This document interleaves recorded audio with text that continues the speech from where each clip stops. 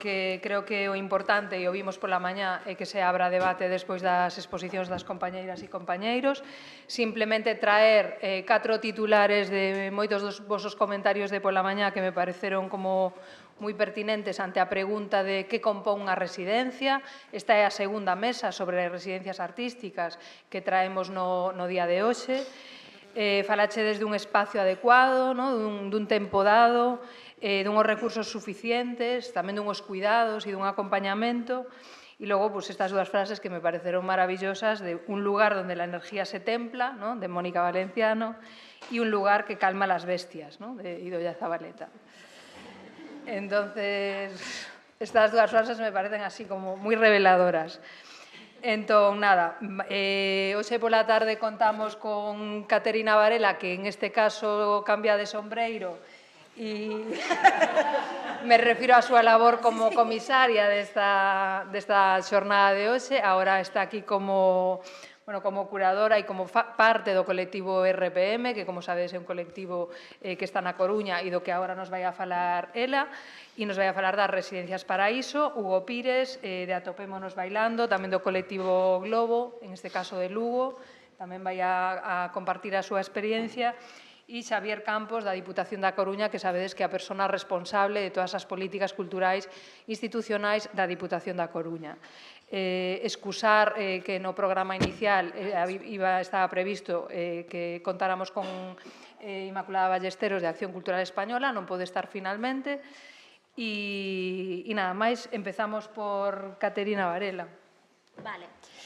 Bueno, faime gracia porque o colectivo RPM en realidade somos 4 cabezas dende fai 9 anos, as outras 3 estades aí e eu estou aquí, pero bueno, falo por todas nós, creo, non? E por todo o traballo que levamos facendo estes 9 anos, aínda que hoxe en día pois me toque a mí máis cousa así como de representación un pouco.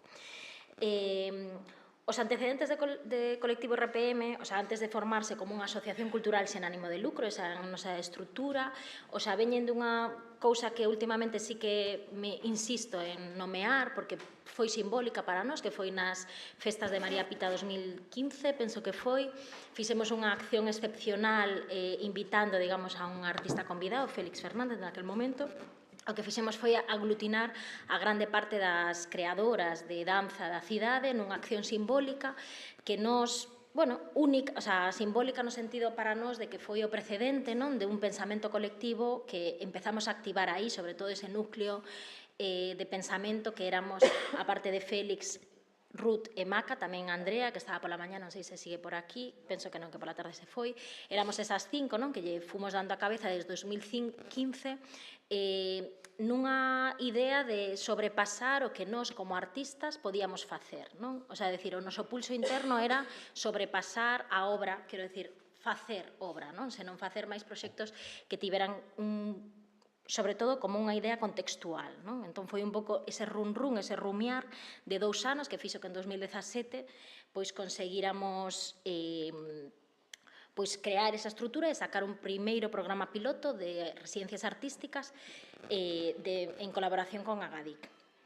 Aquí é importante sinalo unha cousa pequena. A cuestión esa dese perfil que xa se leva falando moito tempo de artistas, etcétera, non? Estas artistas que xa non só queremos facer obra como tal, senón este artista, etcétera, non? Que, ademais, se desborda cara ao comisariado, se desborda cara á mediación, se desborda cara á curadoría, non? E que aí, volvemos unha outra vez, hai un coñecemento que ven dende a raíz de tomar clase de barra aos 5 até todo o que significa o oficio da bailarina, que despois tamén pode ter moito que dicir tamén dende a parte da xestión cultural e do comisariado especificamente. Ese perfil de artista, etcétera, volvemos unha outra vez, é un coñecemento experto importante que se pode poñer ao servizo en colaboración con moitísima da política cultural e, que eu defendo así como a capa e espada.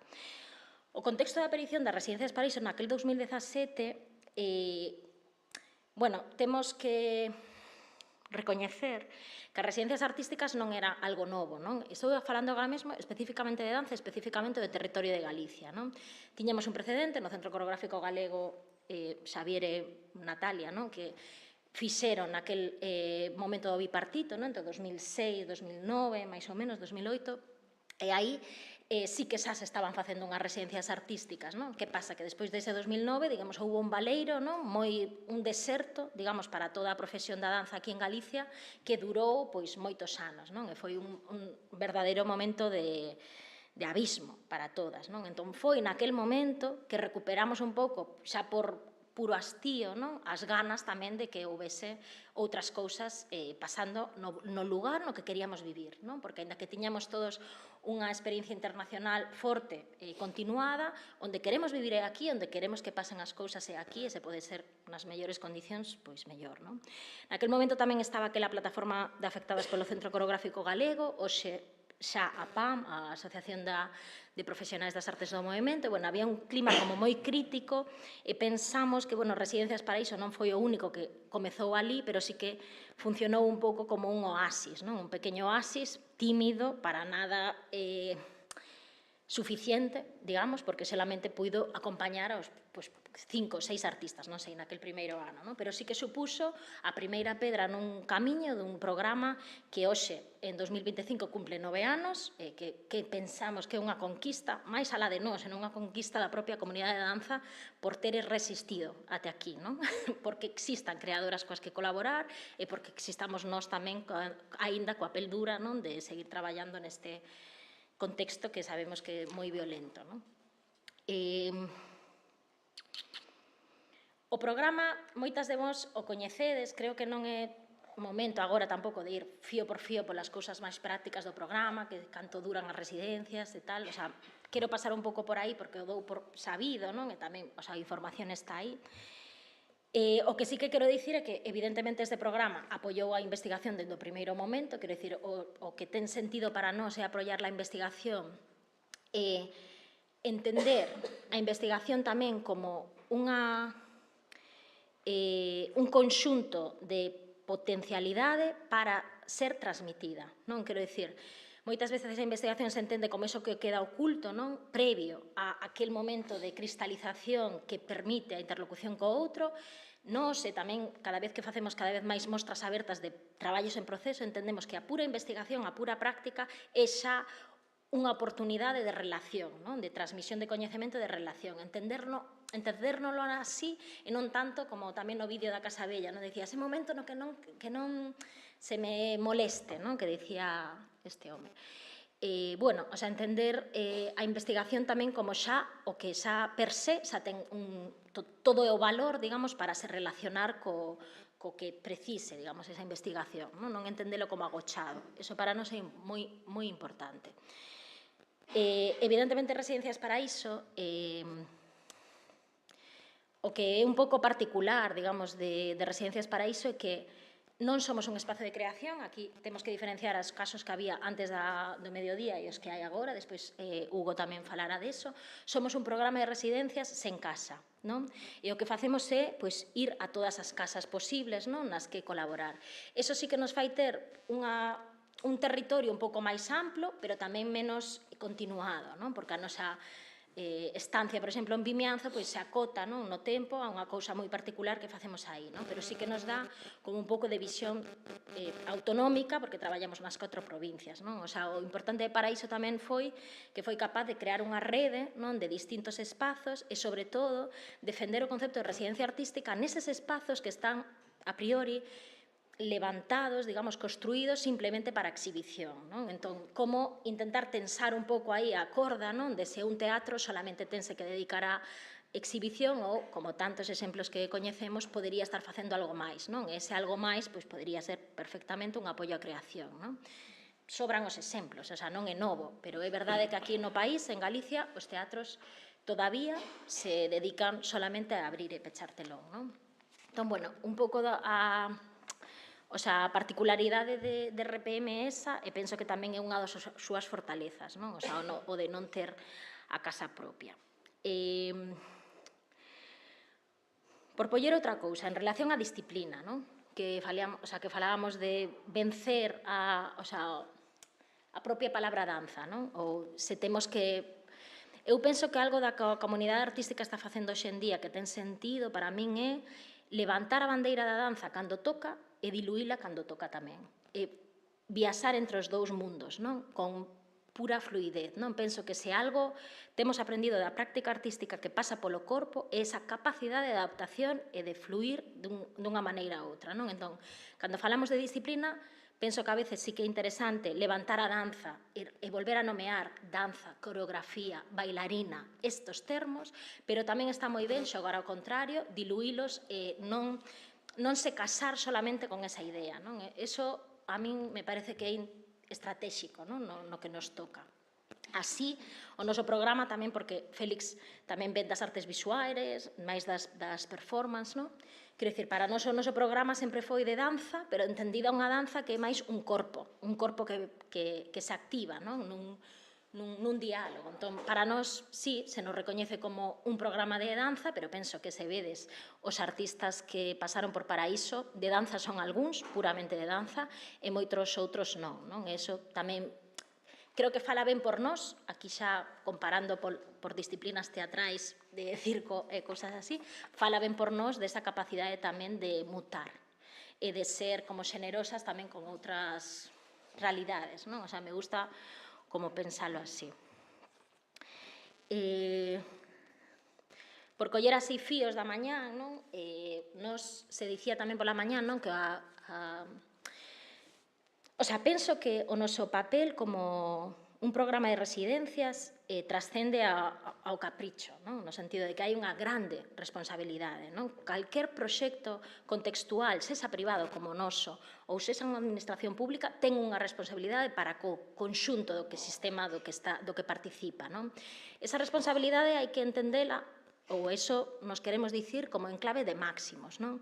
No sentido de eu que sei, se decimos que as residencias artísticas teñen que ser polo menos con dotación, polo menos con coñecemento experto acompañando, polo menos tal, non podemos deixar que iso deixe de ser, non? É dicir, temos que poñernos nesa responsabilidade porque nós estamos traballando para os artistas de hoxe, pero estamos traballando sobre todo para os de mañán, porque os de hoxe probablemente vayamos a seguir moi parecido a precariedade na que vivimos, quizás melloramos por momentos, pero, quero dicir, en realidad estamos traballando tamén para o que virá, non? Esa sensación de responsabilidade é tamén a que exiximos administracións, pero tamén a que debemos vestirnos, non? De vez en cando, o sea, é importante. Neste sentido, por recoller algo que se dicía pola mañán, para nós a labor de arquivo ven aí, non? Quero dicir, nós de todas e cada unha das residencias que fixemos dende 2017 hai un vídeo que conta o que pasou, o sea, a propia artista conta en primeira persoa que fixo, que investigaba, a onde chegou, onde se perdeu, o que fose. Pero ao final hai un grande arquivo que esperemos que sirva, como tantos outros, que non é un único, para seguir falando da historia, esta da historia da danza que nos pertenece, da que estamos participando e da que seguramente terá, quero dicir, importancia, non? Sobre todo para unha xeración futura. Isto me parece como interesante. Despois a cuestión da independencia, non? Tamén se falaba hoxe pola mañán da relación público-privada, non? Como se establecen esas relacións entre equipamentos privados, pero que tamén funcionan, non? Con digamos, con convenios ou con o que sexa público. Para nós, por exemplo, dentro desta rede de espazos, todos participan da rede, pero non poden elixir a artista que lles toca. Isto é como unha barreira que non queremos que pase. Non é porque saiban menos que a nós, é que non é así. O sea, hai técnicas e técnicos ou responsables de espazos que ben poderían facer o comisariado perfectamente, non? Pero o que queremos é como protexer a independencia, digamos, do equipo, digamos, de RPM neste caso, con curadorías e con comisións encargadas, pero me refiro á independencia e que ti formes parte como espazo desa rede, pero que tamén teñas unha confianza nun proceso que vai máis alá da túa propia casuística, non? Porque ti, como teatro, podes ter certa axenda que cumplir, non? Pero tes que entender que formas parte dun programa máis amplo, non? Con máis espazos, e que te tes que confiar un pouco un proceso que vai máis alá do que ti precisas como concello, teatro, programa, non? Entón, eso sí que o queríamos como ter un pouco, bueno, isto. E despois, que vou tarde, non? Sí. Pouco, non? Vale. Ahora xa vou ir a cousa así un poquinho máis técnica, non? Porque o que é o concepto do programa, ou a nivel, quero dicir, o por que estamos facendo isto, penso que xa se falou pola mañán, non? Quero dicir, estamos falando do material sensible, estamos falando do dereito das persoas, quero dicir, eso xa o sabemos, non se cristaliza neste programa, noutra nun festival, quero dicir, eso o damos xa por sabido, non? Por non entrar xa a repetir, non? Quero entrar un pouco máis na cuestión de números ou de cousas así, porque igual, pois eu que sei, vale, non, para algo. En 8 años de trayectoria colaboramos con 31 institucións de Galiza, España e Portugal. Iso exixe moitísima interlocución pola nosa banda e moitísimo desto que falábamos tamén pola mañán de sabernos traducir cara a moitísimos asentes que non necesariamente están moi perto de ti no ideolóxico ou na metodoloxía, pero sí hai un grande esforzo en RPM de intentarnos facer entender e entender a outro. Isto sí que fai posible que foran 31 non? As institucións cos que colaboramos. Non todas se quedan os 9 anos, non todas levan con os 9 anos. Hai algunhas relacións que se agotan, non? E hai outras que nacen. Non todo ten que ser para sempre, non? Que tamén decía Zala con isto de AZ. Non todo é para sempre, pero bueno, estamos aí, non? O sea, a práctica sí que é para sempre. Sí que pensemos que non se pode deixar de dialogar con outros, non? Ou con outras novas.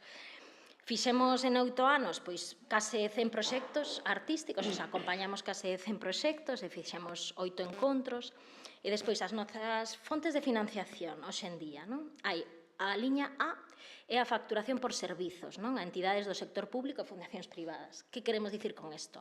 Que nós traballamos cun concello, Santa Comba, por exemplo, e de repente nós facturamos a ese concello pola actividade artística, digamos, que nos poñemos en relación, pois como a ti, a outros, Fundación Cidade da Cultura, é un exemplo, ou calquer outro concello. Hai unha parte da financiación que ven por facturación por servicios, determinados normalmente por exhibición. Hai outra parte que é a B, que é subvencións provinciais, autonómicas e estatais, que é tamén importante, agora falo delas máis en concreto, e despois as cuotas de socias, que son, as cuotas son un pouco a parte máis simbólica do noso orzamento, pero bueno, que tamén están aí e que nos permiten pagar algún gasto estrutural. O volume de negocio, máis ou menos, nestas tres liñas, se ven, en 2024 foi de 110.000 euros. Foi máis que os anos anteriores, é dicir, nós empezamos en 2017 con 34.000 que empezamos, fomos subindo a 46, 31 en 2019, porque nos quedamos a menos por un incumplimento de compromiso cunha administración municipal, e despois, bueno, fomos un pouco subindo, sobre todo, pois, gañando un pouco determinadas liñas de subvención.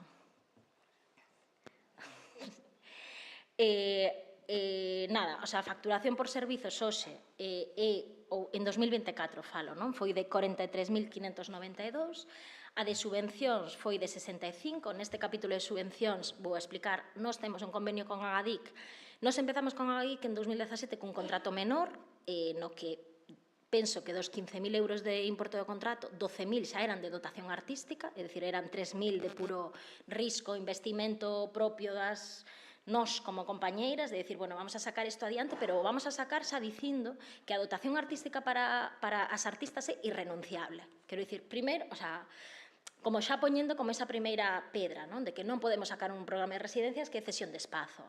Eso xa non estaba na nosa cabeza. Entón, sempre intentamos protexer esa idea dentro do minuto 1, pero evidente que ese contrato menor foise renovando até que fai 3 anos conseguimos para poder aumentalo e chegar ao modelo de convenio que comentaba Pilar antes, un convenio que hoxe é de 30.000 euros, é dicir, hai outros bastante maiores na propia Xenza, quero dicir, é bastante, pero, bueno, pero non é, como visteis, dos 110 o que supón, digamos, non é o max, non é nin máis da metade, non?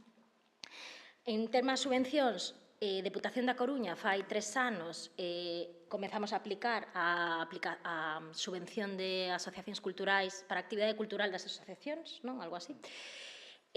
Fai 3 anos conseguimos 2.000 e pico, o ano 23 13.400, creo, e o ano 24 20.000. Bueno, isto xa é unha grande aportación, que tamén despois podemos falar, non? Sen ser directamente obxecto da Diputación ou da política cultural dunha Diputación o investir nesta clase de proxectos, digamos, de apoio á creación, por medio desas subvencións, pois casi están chegando o que está facendo a GADIC, que é o organismo autonómico.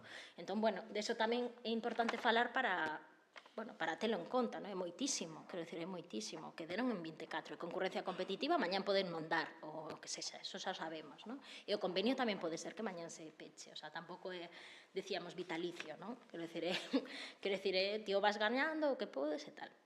Despois, a cuotas de socias, que son, pois, 1.388, o ano pasado, pois, que cubren tamén, pois, certa parte de estrutura.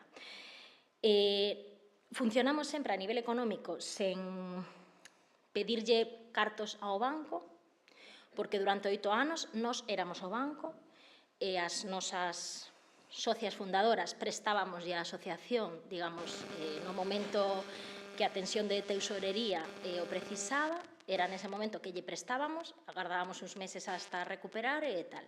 Este ano traballamos por primeira vez cun convenio con Fundación La Caixa, e, bueno, aí xa, por eso xa se vai sumando, digamos, o importe anual vai crecendo e tamén vai facendo que, decir, o préstamo persoal xa non pode ser tan viable, Entón, por primeira vez, estamos pedindo un préstamo bancario. Estou contando así, digamos, as cousas así máis de tal, pero que creo que axudan, que moitas veces falamos en... Sí. Que moitas veces falamos en abstracto, sabes? A veces hai que poñerlle números ou poñerlle, eu que sei, sabes? Eu creo que a min, polo menos, é que me axudan tamén a entender os casos, se podería falar como moito máis.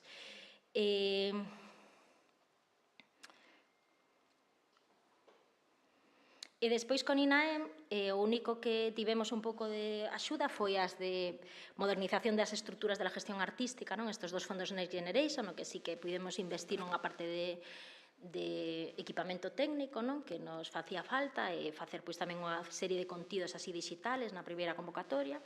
E despois a Acción Cultural Española, que sabedes que teñen esta liña de PICE, que históricamente sempre foi mobilidade e visitantes. Fai uns anos abriron a opción de residencias, eso vino a Casa Bella porque tamén sodes beneficiarias, e que tamén nos axudou un montón, e que nos dá como 8.000 ou algo así, digamos, ao ano, e que tamén suplen, digamos, o que non pode estar, pois, pagado. Con todo, aínda que sexa un número bonito, 110, que non sabemos se vamos a poder manter, ao final, unha vez máis, quero dicir, non está recoñecido o noso traballo nin de broma. Digo, podemos as miñas compañeiras, o noso, as artistas poderían cobrar o dobre, necesitamos máis diñeiro para aloxamento, quero dicir, que hai 1000 cousas por cubrir, e sobre todo, pois unha vez máis, somos as propias mecenas destes proxectos con vocación pública, con vocación para o común, porque tampouco dá máis a cousa, Seguimos insistindo porque sí que estamos contentas co que estamos facendo, hai moito retorno positivo, isto tamén, quero dicir, é o que nos engancha, non solamente que creemos profundamente na práctica artística, eu creo casi cegamente no valor que ten a práctica artística, é unha cousa así como que xa vai en min, non podo non pensar que isto ten sentido. E isto solamente se me aparece como espello en poucos momentos ao ano, tamén decimos isto, como que a relación co sensible, con eso que pasa, pois se ve así como escollido para momentos no que cae a luz e podes realmente, porque todo o demais traballo é pura xestión. É agotadora e pouco, quero dicir, divertida, pero aí estamos. Entón, bueno, seguimos falando despois. Cambiamos. Como quieras. Sí, ¿no? Porque si no quieres ir ahí. Sí, no mucho, pero vamos. Gracias.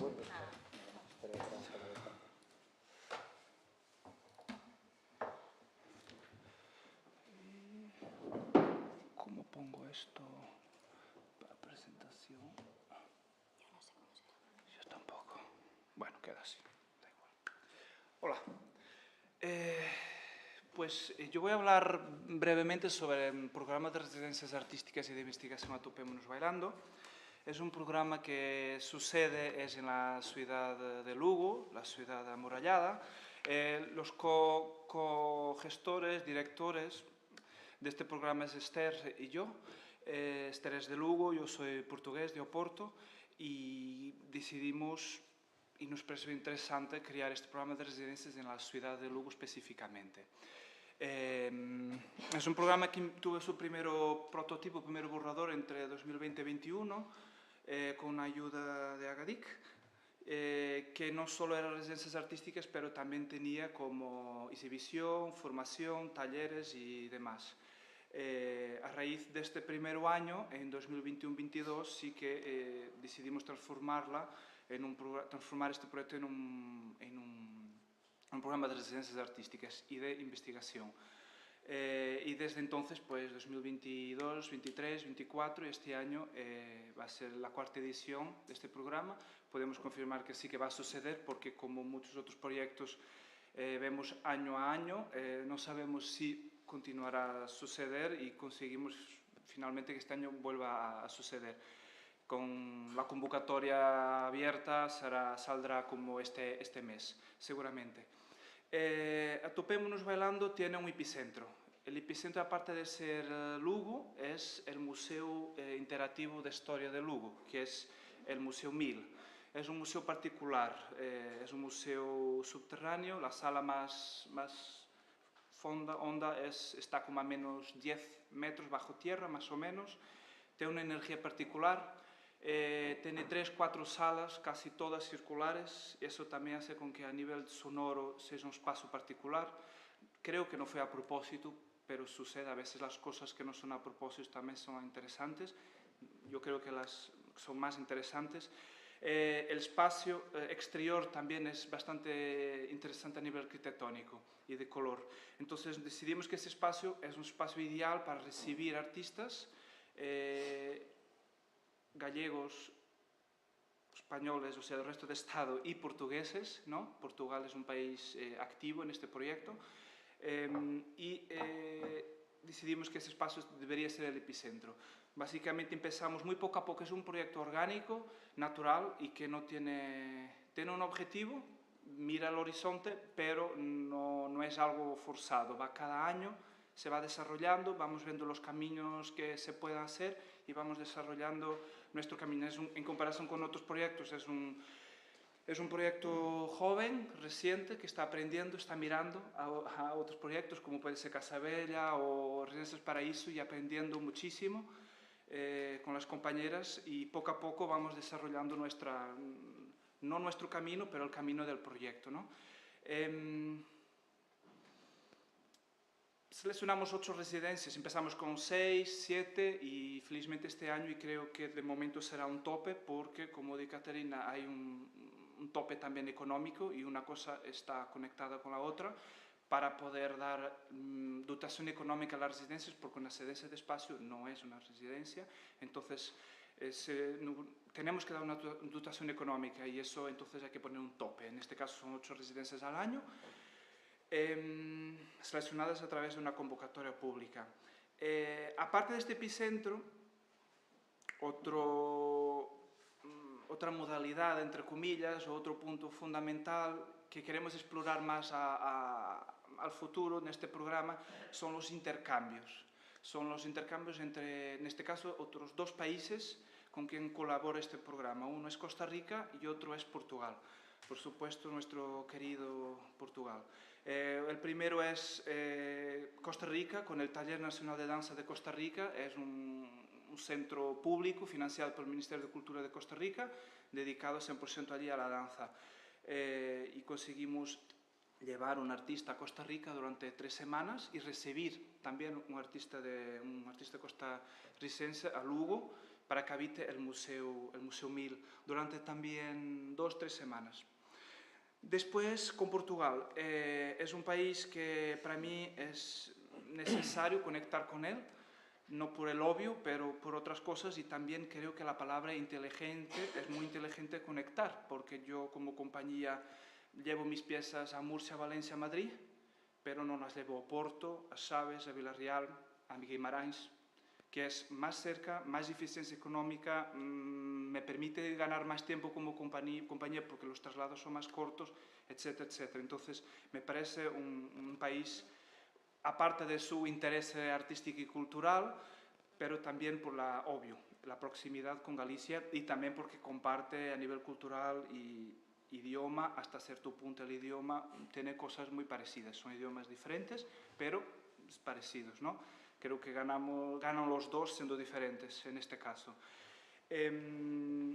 Con sus particularidades, obviamente, que a nivel administrativo Portugal es completamente diferente, público, a nivel cultural, el público, todo, los espacios, la gestión público-privada, todo es muy diferente, entonces hay que ir a mudiño para entrar en Portugal.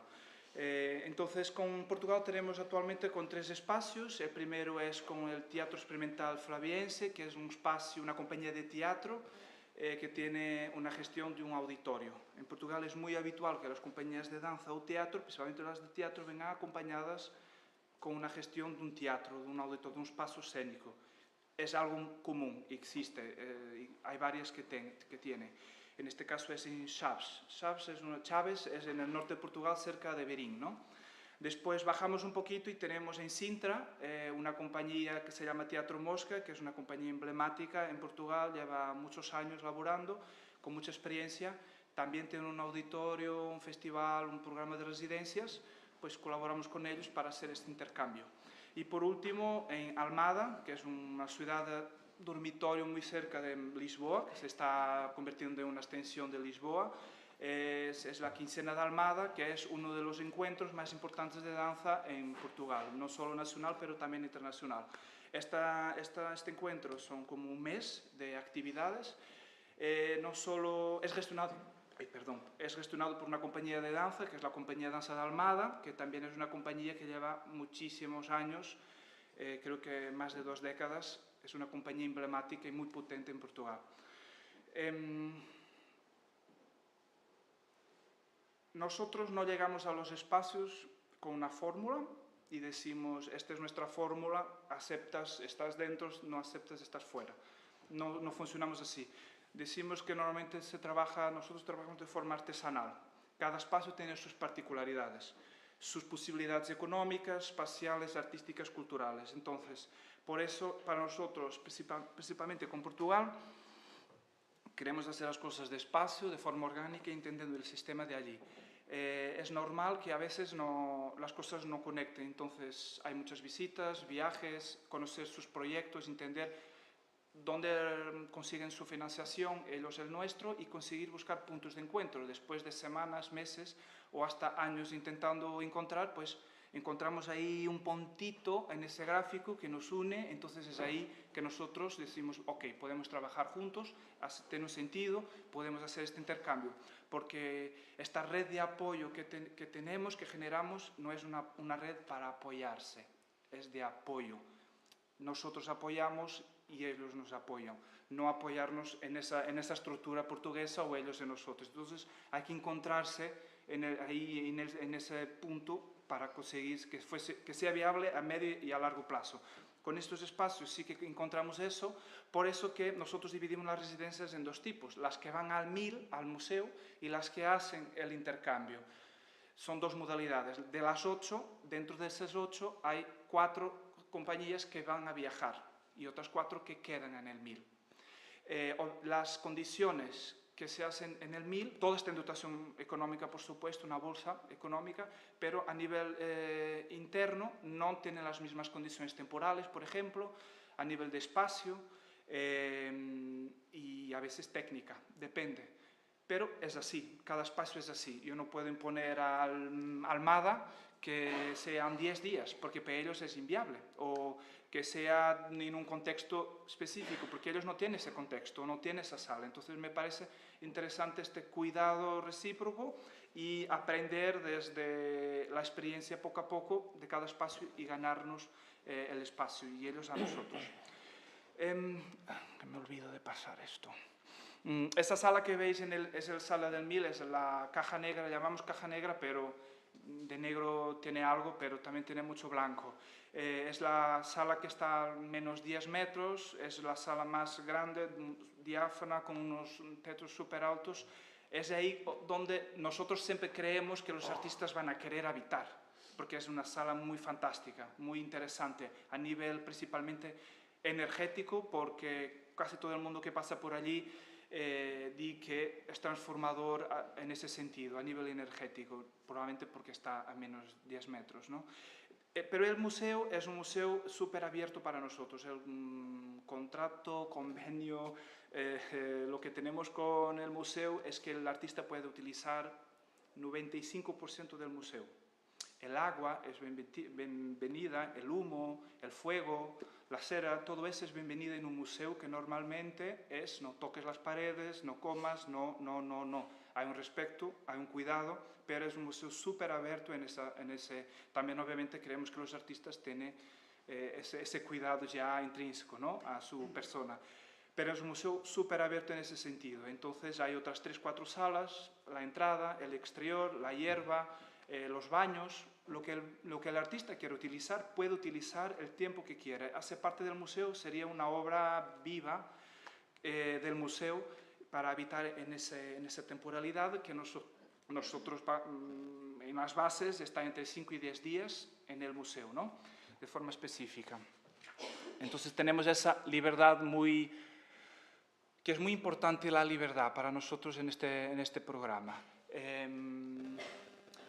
En la libertad en el sentido de que no solo abrimos el espacio a los artistas como... no tenemos residencias artísticas. Por ejemplo, el RPM sí que tiene residencias artísticas. Nosotros, Espacio El 1000, no tiene dotación artística. Sí que el sistema de sonido, ¿no? Técnica, te refieres. Perdón, técnica, sí, lo siento, estaba pensando en otra cosa, técnica.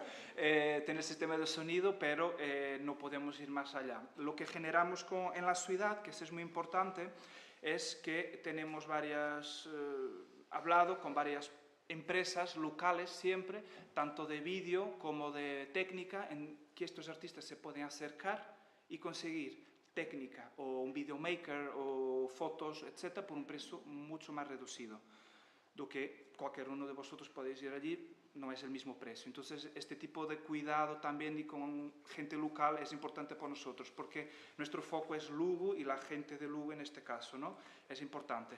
Nuestro público es Lugo. Nos encantaría que viniese todo, las muestras o los talleres de la residencia, gente de Coruña, de Pontevedra, de Vigo, que se hacen 2 horas en coche para ir a una residencia en Lugo. A veces pasa, pero es poco habitual. Entonces, nuestro público, que eso también es muy importante, ver el público que nos gustaría llegar, es la gente de Lugo. Más especializada, que le encanta moverse, o gente que nunca vio danza o artes del movimiento en general, ¿no? Aquí es un poquito lo que acabo de decir, algo de condiciones. En este caso está el intercambio con Costa Rica, con el Teatro Experimental de Chávez o la Quincena de Almada, un poco las temporalidades, que esto depende del año, puede cambiar un poco. Por eso, para nosotros tenemos que ir despacio porque es muy agotador, porque es todo muy artesanal estos intercambios. Felizmente el próximo año vamos a intentar conseguir que 2 ciudades más, 2 pasos más en Portugal entren, ya serían 5 colaboraciones con Portugal, pero tiene que ser un proceso muy lento, no tiene, pero normalmente está siendo lento. Estos son los espacios que nosotros trabajamos y un poquito las características. Esto todo está toda la información en nuestra página web. Después nosotros damos cosas a los artistas y nos gustaría que los artistas también nos pudiesen aportar. Nosotros a los artistas pedimos una muestra o un taller. Hay las 2 cosas porque nos gusta mucho la palabra investigación y no producto final, no un producto, no un objeto, no una cosa que se pueda vender. Creo que eso ya hay mucho y cada vez hay más. Entonces nos interesa que esta parte de la investigación, que el artista pueda generar lo que sea, un objeto, si es un objeto, un paisaje, pero que no sea necesariamente un producto para vender o para seguir, o sí. Que no tenga esa obligatoriedad. Para nosotros es muy importante que esté, que investigue, que se nutra de todo lo que pueda nutrirse de ese espacio, de la ciudad, de la gente, pero que no es una obligatoriedad que genere un producto o hasta una muestra. Por eso siempre buscamos la parte de la formación, que a veces también las formaciones son importantes para los artistas para, a través de otros cuerpos, otros cuerpos que se mueven, conseguir aplicar estas investigaciones o intentar sacar ideas o generar otros contenidos. Nosotros, una vez más en Lugo y en las ciudades que vamos, una de las cosas que pedimos, si es posible, es que el artista conecte con otros espacios. Por ejemplo, el espacio más interesante en esto, a nivel profesional, quizá, de venta, es Almada, la Quincena de Almada. En Quincena de Almada se juntan 30, 35 o más programadores nacionales e internacionales, y este artista va a estar ahí. Puede enseñar su obra ahí o no, o hacer un taller de formación, puede ir a todas las actividades, y eso es lo que queremos. En Lugo lo conectamos con el Conservatorio de Lugo, muchas veces lo llevamos allí, lo derivamos para dar clases al conservatorio, a los estudiantes, otras veces a academias, escuelas, depende, y otras veces buscamos un público específico para su investigación específica de ese artista. Entonces, sí, hay un acompañamiento al artista, intentamos lo máximo que podemos, teniendo en cuenta nuestras posibilidades, herramientas y tiempo, pero sí que intentamos que exista esta convivencia. Hay una cosa que no está en la web, no está en los dosieres ni nada, que es una cosa invisible, que sí que con nosotros, con los artistas que recibimos, quizá también es algo que se va entrenando poco a poco con el pasar del tiempo, es le ayudamos al artista a que esa obra, esa idea o su trabajo en general pueda ir a otros espacios. Entonces le conectamos con festivales de Galicia, escuelas, academias, otros conservatorios en otras provincias, para que pueda derivar esa información y que esa información llegue a otros espacios aquí para que tenga también más oportunidades. La red de apoyo que os comenté es algo muy fundamental y cada vez más, ¿no? Principalmente cara a Portugal. Finalizo como finalizó un poquito Caterina. En primer lugar, nos nutrimos mucho de lo que está a nuestro alrededor. En este caso, dos referencias, es Casabella y Residencias Paraíso. Y nuestra financiación viene del Concello de Lugo y de la Agadic, Xunta de Galicia, ¿no? Los restantes espacios aportan otro tipo de cosas. Es poco dinero, son como 15.000 euros al año, y con 15.000 euros al año intentamos generar lo máximo posible. Como Caterina di, hay mucho tiempo y horas que no son para nosotros pastel, y para mí no se repercuten en euros, pero bueno, es algo que creemos que poco a poco puede surgir oportunidades para poder aumentar esa dotación y aún adoptar más estos artistas y todos estos caminos que intentamos a nivel logístico, etcétera, para poder nutrirlos de más. Y creo que es todo. Gracias. Muchas gracias. A ti. No, falo desde aquí, pero... Claro. Escoradanza.gal. Vale. Porque é simplemente para ter de fondo. Pois moi boa tarde, para min a verdade é que é un prazer facer parte desta xornada,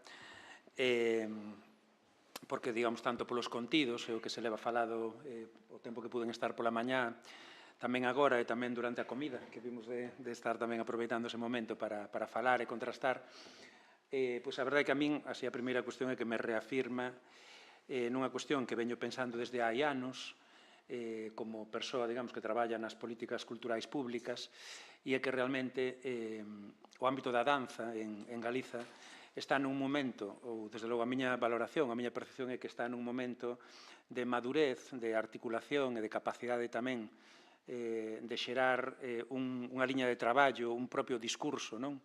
E un enfoque do que podería ser perfectamente unha política sectorial pública para a danza, que eu creo que realmente é un agasallo, é un regalo para calquer tipo de administración que queira traballar man a man co propio sector. Non en todos os sectores pasa igual, porque cada sector ten a súa propia realidade, e hai sectores, digamos, que teñen problemáticas tamén moi complexas que dificultan, digamos, esa posibilidade de articular un programa de intervención público dialogado e acordado cos propios sectores, pero desde logo no caso da danza, eu creo que a nivel galego existe, como se decía pola mañá, toda esa potencia, existe, digamos, toda esa capacidade creativa, pero tamén desde o punto de vista, digamos, da propia xestión e da política cultural, e oxalá haxa tamén as complicidades e a capacidade de comprensión necesaria no conxunto das administracións públicas que poden e teñen incluso a obriga non de botar unha man, sino de traballar e desenvolver políticas nese sentido.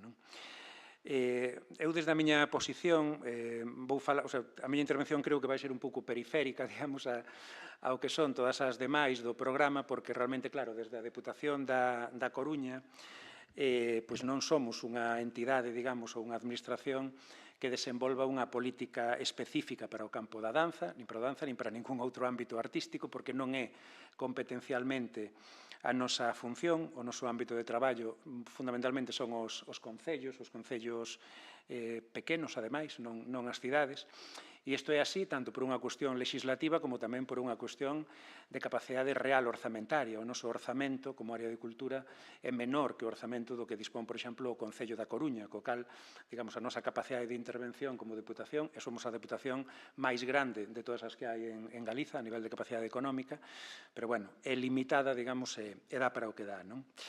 Entón, eu o que sí me gustaría facer, e así un pouco como solicitaron tamén Caterina, pois é falar, de alguma maneira, ou explicar un pouco cal é a visión política que dá contexto ao noso modelo de política cultural que pretendemos ou que estamos intentando desenvolver na Deputación da Coruña desde o 2015, que basicamente se desenvolve, digamos, desde o que podamos chamar hoxe en día, ainda que xa está moi sobado o término e o concepto, pero o paradigma dos dereitos culturais, e que, digamos, ten como unha serie de eixos que vou desgranar intentando tamén concretar a partir de cada un deses eixos cales son as ferramentas administrativas das que neste caso, como decía antes Caterina, aínda que non son especificamente para o campo da danza, pero o campo da danza e dos proxectos que teñen que ver coa danza pois se poden beneficiar.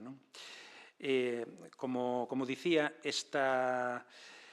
este enfoque, este feito que teñamos un enfoque determinado da nosa política cultural, pois obríganos tamén a ser selectivos na definición de a que dedicamos os nosos recursos económicos e tamén temos unha orientación política. Apostamos por unhas cousas e non por outras. Despois non teño ningún problema, todo o contrario, despois en explicar o porqué, digamos, en que tipo de política cultural queremos, en que tipo de cultura e para que sociedade queremos que merece a pena traballar e para cales non, ou polo menos non con diñeiro público. Entón, o primeiro, digamos, dos eixos ou dos enfoques co que nos traballamos é a idea de que nós como administración non estamos para programar directamente, a nosa función non é decidir o que hai que facer no sentido da concreción dos proxectos, iniciativas e demais, sino basicamente temos que ser facilitadores de contextos e de ferramentas de apoio para que outros, sexan entidades sen ánimo de lucro, sexan empresas, cooperativas e demais, podan desenvolver con plena autonomía os seus proxectos. Para isto, o que temos é, neste primeiro punto, un repertorio de subvencións, unha serie de subvencións que se dirixen fundamentalmente a tres ámbitos. Por un lado, apoiamos todo o que é o desenvolvemento de actividades, de proxectos, como decía antes Catarina, de calquer ámbito cultural, pero que se poden presentar, lóxicamente, e beneficiar o campo da danza. E, de feito, a convocatoria a que antes ti te referías é unha convocatoria que, co paso do tempo, nos fomos dando conta de que a tiñamos que cambiar. Era unha convocatoria chamada FO 203 de actividades culturais de entidades sen ánimo de lucro e que estaba penalizando, non entraban, non se podía, digamos, con toda a boa intención do mundo, pero non servía para apoiar proxectos como, por exemplo, o do colectivo RPM. contrastar, digamos, darnos conta desto en conversas co propio colectivo, o que nos levou foi a cambiar a convocatoria. Por iso, a cuestión de que no primeiro ano houbera un apoio de 2.000 euros e o ano pasado de 20.000 ten que ver basicamente con que nos demos conta de que para este proxecto e para moitos outros desa natureza estábamos tendo unha ferramenta que non era útil, entón que tiñamos que cambiar e tiñamos que adecuar á realidade coa que tiñamos que traballar. A día de hoxe, nesa convocatoria, podemos facer apoios económicos de ata 30.000 euros nesta convocatoria de actividades. É unha convocatoria que é complementaria tamén cunha convocatoria de investimentos, no que anualmente podemos facer achegas de ata 15.000 euros para investimentos, no que se chama habitualmente no ámbito das convocatorias públicas, pois todo o que teña que ver con material, en fin, toda a serie de cuestións, digamos, que teñen que ver con elementos que son precisos para o desenvolvemento dos diferentes proxectos culturais. E estamos integrando tamén, estamos intentando, nesa pelexa que foi protagonista pola mañá en algunhas intervencións do tema da intervención, poder incluir tamén nas convocatorias, máis alá do pagamento de salarios e do que se consideren gastos directos, pois tamén o que son os gastos de aluguer dos locais, como gasto directo, me refiro, non como gasto indirecto, senón como gasto directo, vinculado, eso sí, a un número determinado de actividades nos espazos alugados, e despois tamén, cando menos, un mínimo do gasto corrente, auga, luz, en fin, todo o gasto corrente, digamos, que calquera entidade teña, polo menos este ano comezamos cun 15%, que tamén ten unha explicación e se se quere máis tarde podemos comentala. Un segundo elemento, un segundo eixo, digamos, das nosas liñas de traballo ten que ver con atender e apoiar os procesos de creación, de investigación e de formación. Entón, neste sentido, vou ver un poquinho de auga que de tanto falar, pois sei que se me ha...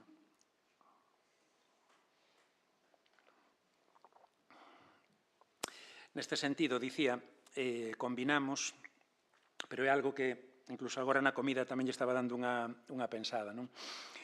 Combinamos o que é a organización directa de residencias artísticas.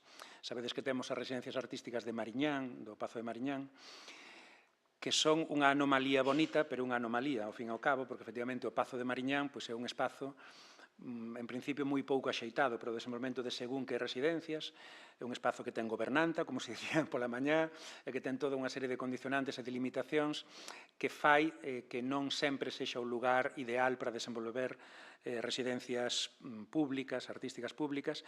Neste caso, nós estamos desenvolvendo no campo da literatura e o pensamento e no campo da música. Iso é así tamén por estas limitacións espaciais e da natureza do propio espazo. E, como digo, é unha das vías, digamos, de traballo que temos. Desenvolvemos tamén, ou estánse desenvolvendo residencias no marco de programas que nós impulsamos ou poñemos en marcha, como é o marco do propio proxecto Escora, do que despois falarei un pouquiño máis concretamente, non? E despois, eu creo que o futuro, desde logo, no que ten que ver, digamos, coa nosa política cultural, vai pasar, en coherencia co que dixen no punto anterior, non tanto por organizar as nosas residencias, sino basicamente por identificar aquelas iniciativas independentes ou aqueles proxectos, espazos de creación ou como lle queiramos chamar, aínda que a definición dese obxecto é complexa, digamos, vai levar boa parte do noso traballo, pero creo que a nosa función ten que ser poñer en marcha un programa estable de apoio plurianual a aqueles espazos que se poidan identificar claramente como iniciativas ou espazos de creación de forma estable, neste caso no conxunto da provincia, porque é o marco no que estamos obrigados a movernos. É unha cuestión que non estou dicindo por decir, senón que este ano estamos empezando xa a traballar nun programa desas características para o campo dos festivais, con idea de singularizar aqueles eventos, festivais de todo tipo, que nosotros consideremos, en base a unha convocatoria pública, que se fará pública no seu momento, que son festivais de referencia desde o punto de vista do interese do impacto cultural, non en base a cuestións de carácter cuantitativo ou de públicos ou económicos, sino do impacto cultural e do sentido que ten a propia existencia, da función que cumple cada un deses festivais no sistema cultural galego. Un terceiro elemento, digamos que rixe un pouco ao noso enfoque de traballo, ten que ver coa idea de que a cultura, ou a acción cultural pública, mellor dito, ten que estar en relación coa mellora social e coas causas xustas, aínda que sexa un pouco naif dicilo así, ou alguén lle poida parecer, nos cremos na cultura como unha vía para a mellora social.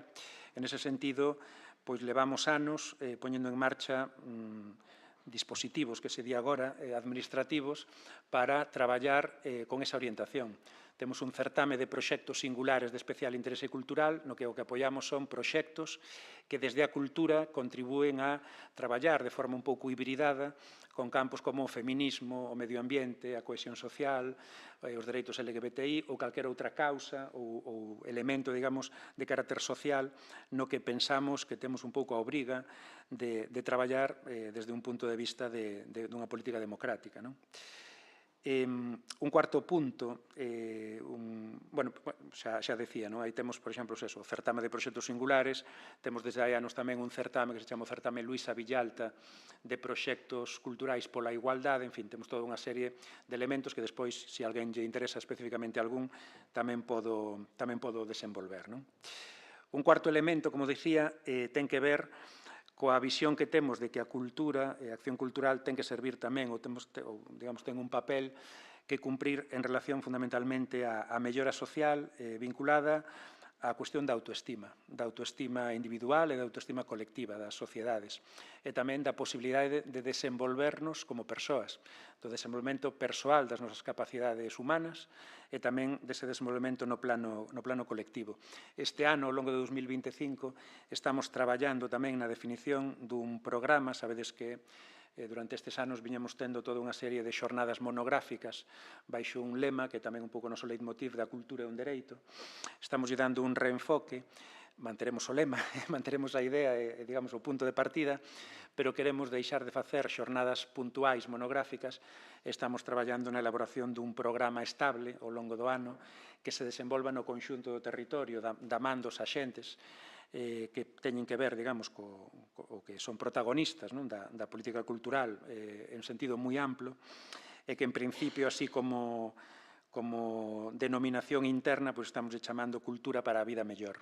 Xa digo, é algo que se verá a partir de 2026, pero este ano pois estamos traballando especificamente neso, non? E por último, e isto xa me permite tamén conectar con Escora Danza, aínda que eu creo que Escora Danza é un proxecto que ten no que están presentes todos os puntos anteriores tamén, pero hai un quinto punto que ten que ver coa necesidade de que a acción cultural sirva tamén para recuperar o vínculo social. E, polo tanto, tamén que a cultura nos sirva para recuperar o sentido de comunidade, para volver a encontrarnos, e para, digamos, fronte a unha dinámica, non, un marco non económico, sino tamén social, non, digamos, de vida, non, no que estamos, que nos leva fundamentalmente pois, a un individualismo extremo, atroz, non? E nos convirte basicamente en consumidores. Creo que había unha frase de Zygmunt Bauman que me sempre pareceu moi boa, que decía que na sociedade actual todas as formas de felicidade acaban no supermercado, non? Bueno, pois eu creo que temos que intentar que eso non sexa así e temos que recuperar un sentido de vida que donde a falta de seguridade e a falta ou esa sensación moitas veces que temos de estar a intemperie, non? Ou de estar, digamos, nestas vidas líquidas que temos, pois tamén pasen porque a cultura, a acción cultural, cumpran unha función clara nese sentido de recuperar o vínculo social e tamén que creen identidade, pertenza, comunidade, pero claro, desde unha perspectiva incluinte, democrática e progresista. Porque creo que se non o facemos nós, xa vemos que hai quen o está intentando facer desde outra posición, non? Entón, creo que tamén nos vai a vida, literalmente, en conseguilo. 5 minutos, vale. Pois entón, nestes últimos 5 minutos, vou pasar directamente a falar un pouquiño de Escora Danza e despois xa me preguntades, preguntades a calquera, pero, decir, se hai algo do que eu dixen que vos interesa, pois estarei encantado de poder desenvolvelo. Todo isto, ou creo que boa parte desto que veño de comentar, intentamos que se plasme nun proxecto moi bonito, que se chama Escora Danza.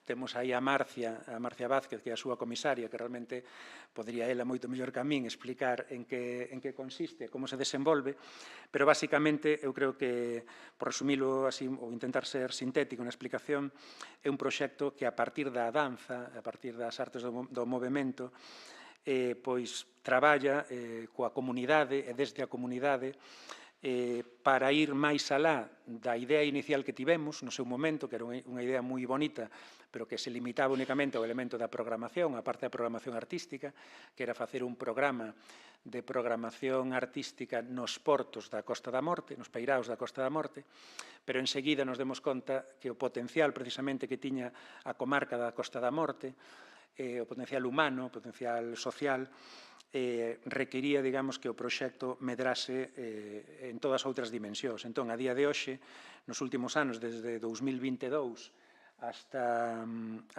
este ano, hasta 2025, tanto Marcia como Sabela Ramos, que foron as persoas que estiveron desenvolvendo todo este traballo como comisarias, pois fomos traballando con elas en todo un programa que inclúe a programación artística e, polo tanto, ao traballo con públicos, pero inclúe tamén a cuestión das residencias artísticas, inclúe o traballo directo e man a man con colectivos formais e informais da zona, con asociacións de amas de casa, con asociacións veciñais, con centros de ensino, con artistas locais, en fin, con tecido, digamos, social, cultural e económico da propia comarca.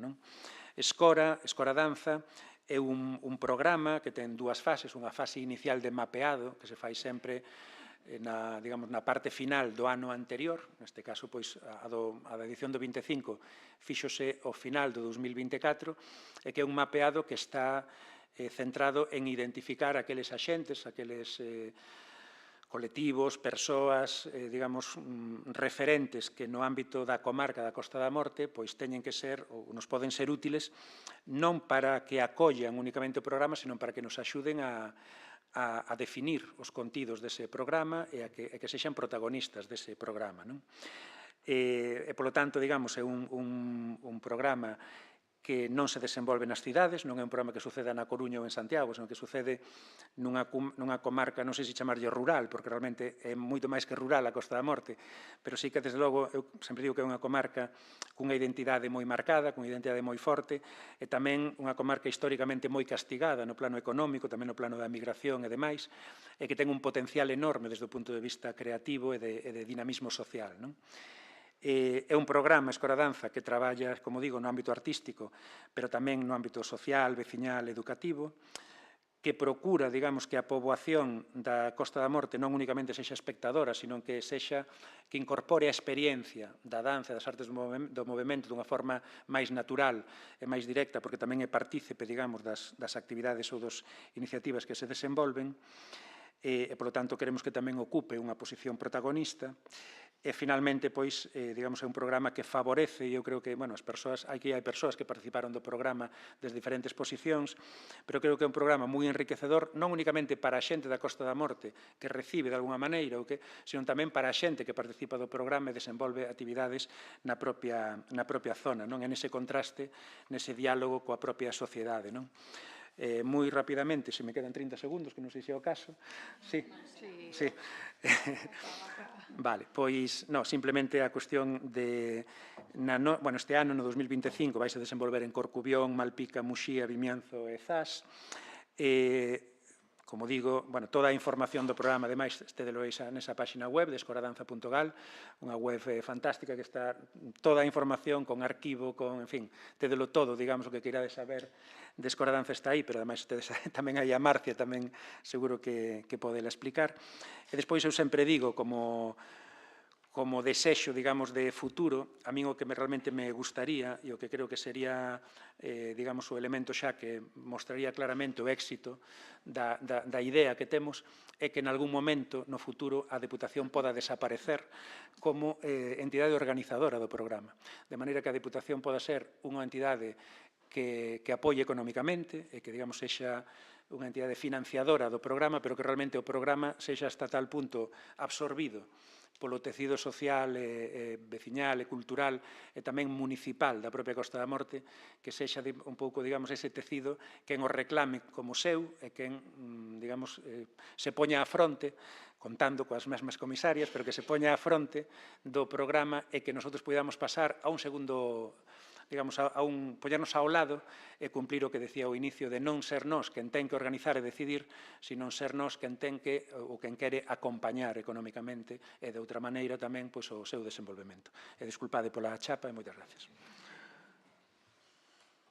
Bueno, pues moitísimas grazas aos tres. Eu creo que isto é un claro exemplo, ¿no? De, bueno, en este caso, dos proxectos independientes, ¿no? Como outros que comentamos pola mañán, que teñen unha serie de necesidades e dunha institución pública que fala, bueno, pues de escoitar, ¿no? Como tamén reclamabades pola mañán, en continuidade, escoitar que está pasando, que contexto hai e, de alguma maneira, facilitar para que esos proxectos se podan desenvolver con autonomía, ¿no? Hasta falar de incluso pues, desaparecer. Creo que eso é a tarefa pendiente, ¿no? O sea, buscar espacios de encontro en confianza, en continuidade e donde a Administración poda sentarse a dar resposta a estas necesidades do sector. Entón, nada, abro o micro. Si queredes, como sei que pola mañán quedou a conversa un pouco a media, si queredes retomar algún tema de pola mañán podes facelo e, se non, pues, calquera cuestión que querades comentar para as tres personas.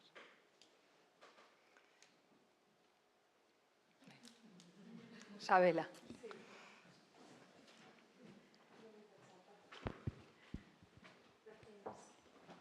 Bueno, igual é un pouco lateral, pero como me veo a cabeza así esta idea, Hugo, ti mencionabas este modelo que é certo que é frecuente en Portugal, non? De compañías que o que se lle excede a xestión dun teatro, aquí estamos falando de teatros, pode ser un espazo de outras características municipal ou de outra administración, non? Simplemente quería pôr esta idea enriba da mesa porque estamos falando de fórmulas, de modelos, de colaboración público-privada. Creo que non, bueno, non sei se hai algún exemplo aquí realmente, se houve algún exemplo, estou facendo memoria. Houve o de Chévere, sí, en certo, Teo. Certo, sí. Ese é o máis Bueno, recente, hubo un intento bastante importante por parte de a xente do teatro, sabe ben Cristina, durante moitísimos anos de impulsar as compañías residentes, bueno, e ti tamén, Sí, e as compañías residentes barra xestoras, non? Estou E falando aquí houve- modelos no consolisadísimos, Teatro Colón. moi consolidados en Portugal. No, Sabela, e houve unha cuestión que eu creo que tamén que se descoñece porque coincidiu nun momento tal, no ano 2009, na última convocatoria da Agadic, cando era Miguel Martín, na última convocatoria do bipartito, para entendernos, esa convocatoria vades a Google e aínda a Agadic non a eliminou, está aí, podese descargar, igual que as memorias de xestión e demais. A convocatoria de subvencións da Agadic no ano 2009 contemplaba un apartado para a posta en marcha de compañías residentes. Estaba unha dotación orzamentaria para a posta en marcha de tres experiencias de compañías residentes en concellos da provincia da Coruña, que é algo que non volveu a existir, pero na historia, digamos, das políticas culturais públicas e legislativa existiu esa experiencia, non se puido desenvolver por razóns obvias. Pero bueno, é ben pensar en facer esa unha vez máis, non? Sempre estamos así que moitas veces sentimos que volvemos, pero neste informe igual, non? Esa recollida de tanto experiencias que existiron como outras que quedaron por facer, pero que estaban planificadas, porque recollendo que dicías que agradeces, non? De que hai aquí unha comunidade que é un pouco un agasallo no sentido de que, bueno, das unha confianza para un proxecto destas características como pode ser o dunha compañía residente e o efecto multiplicador pode ser moi grande porque, bueno, igual que dicías agora non que de desaparecer aquí en Escora porque xa se está facendo solo, non? De alguna maneira. Dicir que falamos dunha comunidade que ten unha capacidade relacional moi ampla, non? E que, bueno, creo que sería interesante como impulsar ese modelo aquí, dende logo, para moitísimos concellos, vaya. Allí en Portugal simplemente es un poco distinto, por eso que creo que es viable también, no sé si es por el nivel cultural, esa parte tampoco sé muy bien situarlo, pero las diputaciones, lo que es las autonomías, allí no existen, es como un vacío, imagínate, Coruña, ciudad, habla directamente con Madrid, el gobierno central, no existe todo esto que existe en España, de todos estos, que está bien, depende de cómo lo veas, está muy bien, eso todo, allí no existe. Entonces los ayuntamientos tienen el poder de financiar mucho, entonces dan el teatro, que puede ser porque lo dan a ti, porque quieren dártelo a ti, o por un concurso público, a nivel público, o y después esa persona o esa compañía gestiona con fondos de ese ayuntamiento que les da dinero para poder programar, que normalmente nunca es mucho, y donde la compañía va a buscar más dinero para financiar ese teatro es a nivel de DG Arts, que es como la INAEM de aquí. Pues y ahí es donde saca todo el volumen de presupuesto para poder nutrir ese teatro, que muchos de ellos también allí no tienen la capacidad económica que creemos que tienen. Son convenios normalmente de canto, de 4, 5, 6 anos, hai todos os modelos. Hay de varias cosas, hay cosas muy de un año, pero por ejemplo Teatro Mosca lleva como 7, 8 años en ese teatro de allí. El Teatro Flaviense lleva 25, 30 años, porque es una asociación con una compañía de teatro que es de estas que son de décadas y que siempre estuvieron allí y van a continuar. Pero eso, por ejemplo, lo de Teatro Mosca tiene una financiación de Sintra, que es el ayuntamiento grande que está al lado, más DG Artes. Chávez no tiene DG Artes y tiene un orçamento muy, o sea, más pequeño que de RPM para financiar un teatro anualmente. Entonces, pero bueno, é un teatro que, volvendo á cuestión esta da vida, non? Que está vivo. Quero decir sí, que está vivo, hai ao gente, existir xente dentro, pois abre esa porta, hai gente. poderás pasar. Hai algunha outra pregunta por aí?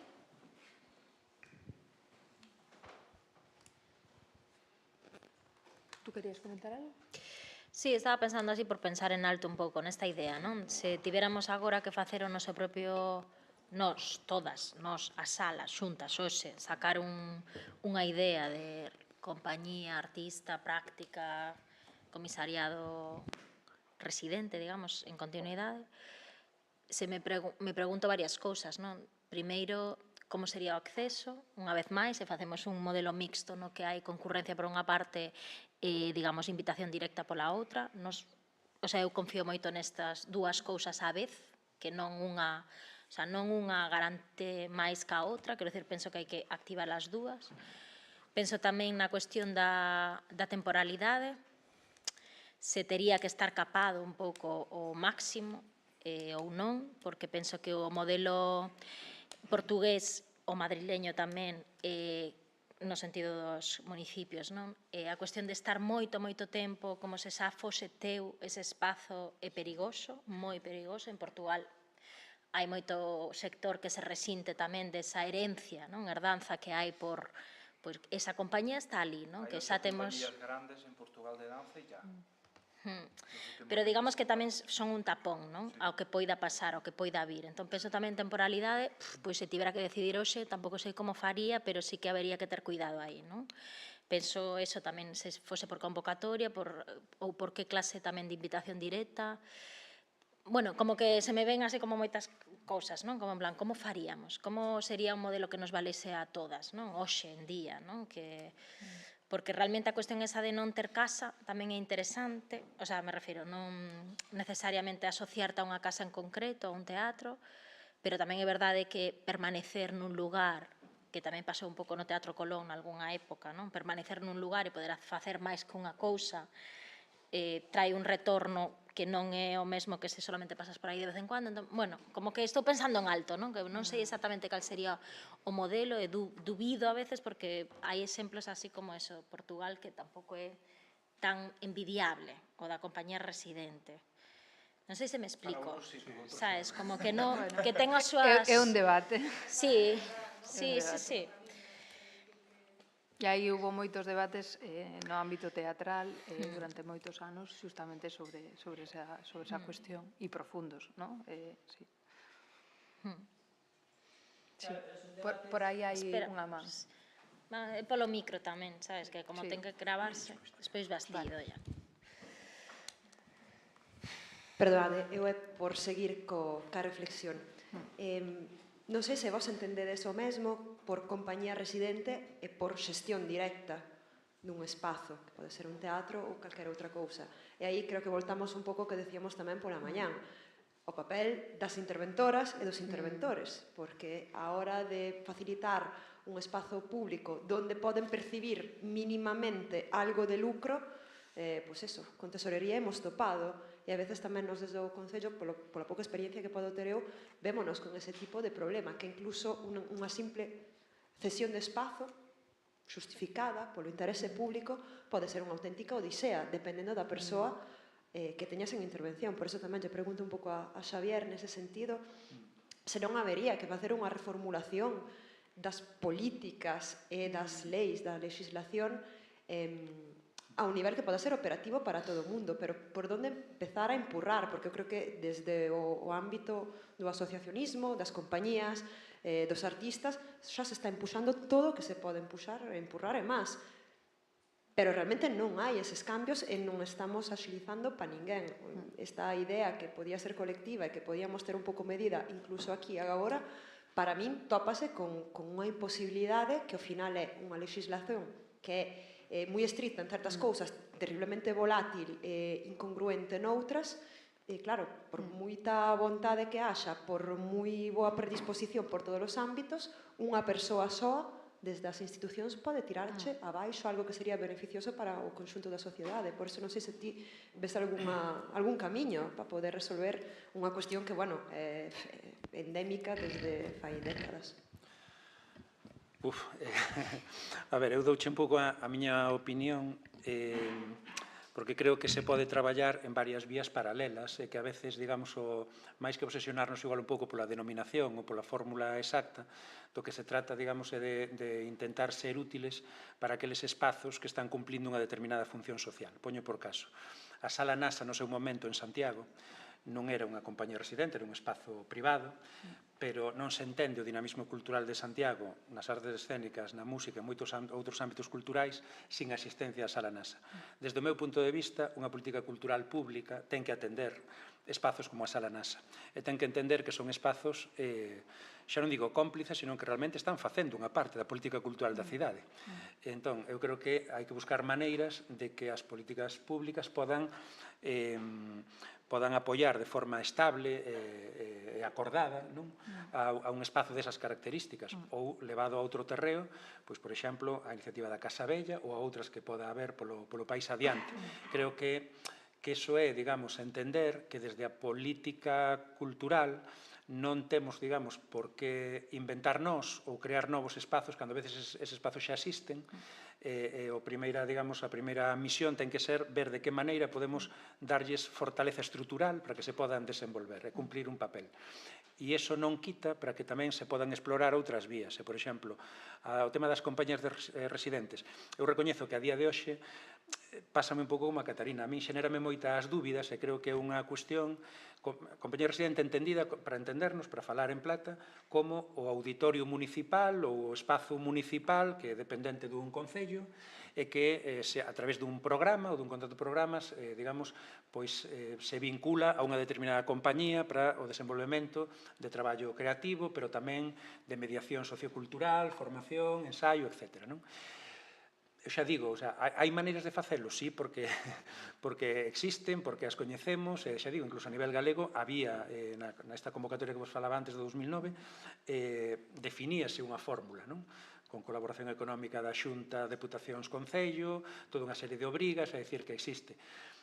Outra cousa é, digamos, que a día de hoxe, porque tamén as cousas van evolucionando, si ese ten que ser o modelo, visto que efectivamente xa hai experiencias que nos demostran que non é un modelo, como nada nesta vida, completamente limpo e positivo, o sea, que tamén xenera outros problemas. Entón, eu, neste momento, confésome seguramente incapaz de dar unha opinión absolutamente definida sobre o tema, pero sí que creo que merece a pena que falemos desto, porque o drama non é que non esteñamos, é que nin siquiera se fala, nin siquiera na axenda, digamos, da política cultural, fala destas cousas, se non é por,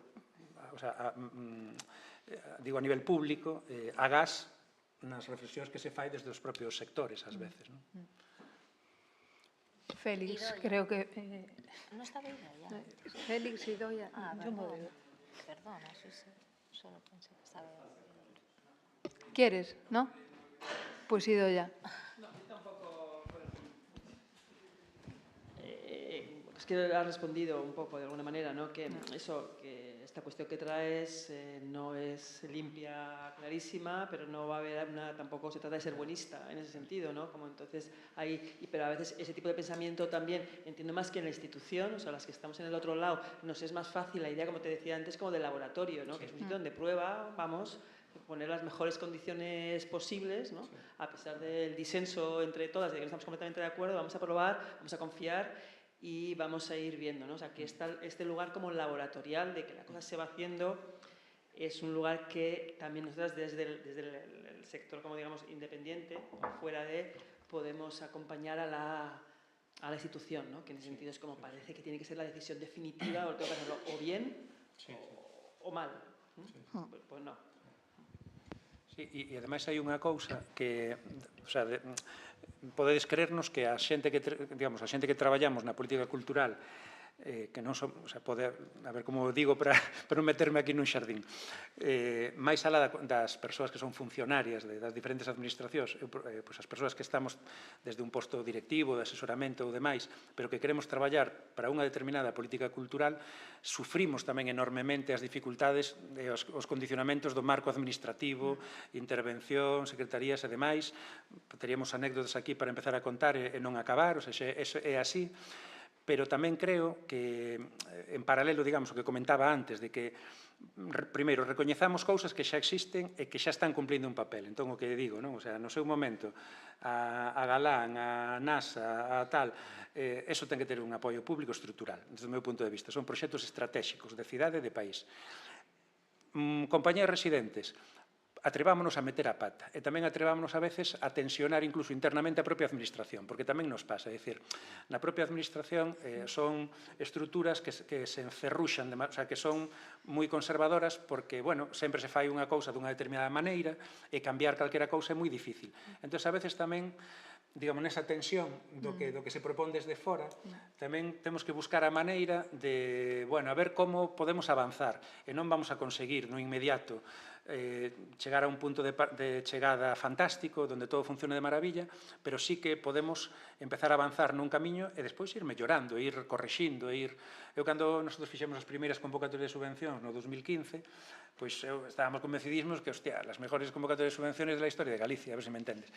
Pero, efectivamente, despois chégame un día Caterina por ali e dime, chico, mira, que isto, o sea, nosotros aquí que facemos un traballazo, isto aquí non va, non tal.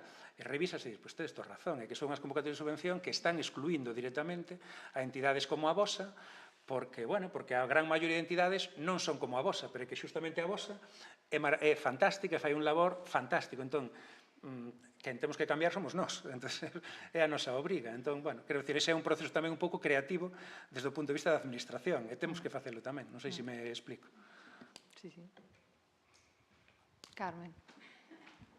Sí, hola, yo quería preguntar si en Portugal hay también esta percepción de, entre comillas, violencia burocrática, de dificultades, de procedimientos administrativos eternos para las contrataciones artísticas de todas sus variedades, desde una actuación, una residencia, una coproducción, si se percibe así. Pongo un ejemplo muy concreto, un procedimiento normal para contratar una pieza ya hecha, algo lo más sencillo para contratar en la administración. En España, el técnico de cultura hace una memoria económica, necesita la aprobación del gasto, luego hace la memoria artística para justificar que eso es artístico y que encaja en la norma, luego hace el pliego de prescripciones técnicas, luego el pliego de cláusulas administrativas, luego hace la adjudicación y posteriormente se firma el contrato bilateral y luego se publica. Entonces, ¿ese camino también lo hacéis en Portugal? Qué horror. Yo creo que en Portugal hay distintas formas de también, porque el teatro es autónomo.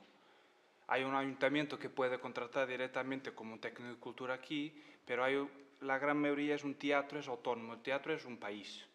Tiene autonomía, recibe el dinero anual y puede programar como quiere. Entonces, es todo más simple porque el organismo también es más simple. Un organismo de un teatro es más simple que un organismo de un ayuntamiento, de un concello. Entonces, cuando es directamente con un teatro, que me programa, por ejemplo, Teatros de Villarreal, cerca aquí del norte, pues es muy simple. Hay esta pieza, la presento, le gusta, los procedimientos internos supongo que sí que tiene que haber lo mínimo una memoria, y automáticamente hay un expediente económico, ¿no? que es como bloquear ese dinero para pagarme posteriormente. Bueno, en Portugal a veces pagan un poco antes de bailar, pagan, que es algo inédito. Pero Pocas veces, pero existe. Pero eso, es más simple. Cuando es un ayuntamiento, creo que el nivel de burocracia creo que es muy similar. Nunca estuve mucho tiempo esperando todo esto, quiero decir, no sé si es más simple o no, pero el tiempo que tardan todos los trámites, yo como compañía, experimenta haciendo 30 bolos en España y 30 bolos en Portugal, pues a nivel de tiempos de todo, yo veo que es más corto allí, en Portugal, pero no sé si a mí me pasó eso, que es todo más ágil. Tanto es que hubo un par de veces, y no sé por qué, pero la factura, por ejemplo, cuando recibes, ahí se llama requisición económica, es que es el expediente económico, es con lo que di que ese dinero está bloqueado para ti, ¿no? Que lo que es tuyo y ya está. Cuando termines el trabajo, cuando recibes eso, la persona que gestiona a nivel de intervención de tesorería ya te pide la factura. Y a mí, las primeras veces, dice, pero ¿cómo voy a pasar una factura de algo que aún no realicé? Normalmente es al día siguiente como mínimo, ¿no? Estamos todos ahí esperando para emitir la factura. Y yo emití con 15 días. Y antes de bailar, que 6 días antes de bailar, recibí un ingreso y llamé, mira, hay un error, recibí el dinero, no es así, no... Y no es así, es así. Y además eso, hasta para mí quizás, hasta para justificar pues ayudas en España por gira, me complica, porque las datas, las fechas no coinciden con las cosas. Es como parece que hice yo cambios ilegales y no. Entonces sucedió. Entonces a mí en mi caso, si trabajas con el privado, con privado, pues es todo mucho más ágil. Por ejemplo, Teatro de Vila-Real tiene un director, pero es público. Es una agilidad, pero Teatro Mosca es privado con privado. El auditor es privado de una empresa privada. Este es todo, va a toda velocidad de la luz. Es todo súper rápido. Porque tú coges, hablas, documento, pim pam, y es todo mucho más ágil. Pero cuando es público, por ejemplo, un ayuntamiento, lo que sea, pues es más lento, pero yo tengo esa sensación, no para bien o para mal, no sé, quizá tiene simplemente menos papeles que rellenar y por eso es más rápido, no sé, o menos trabajo también, puede ser. Nada. Alguna pregunta máis? Si non, estamos xa en tempo para pasar á seguinte mesa, así que moitísimas gracias aos tres.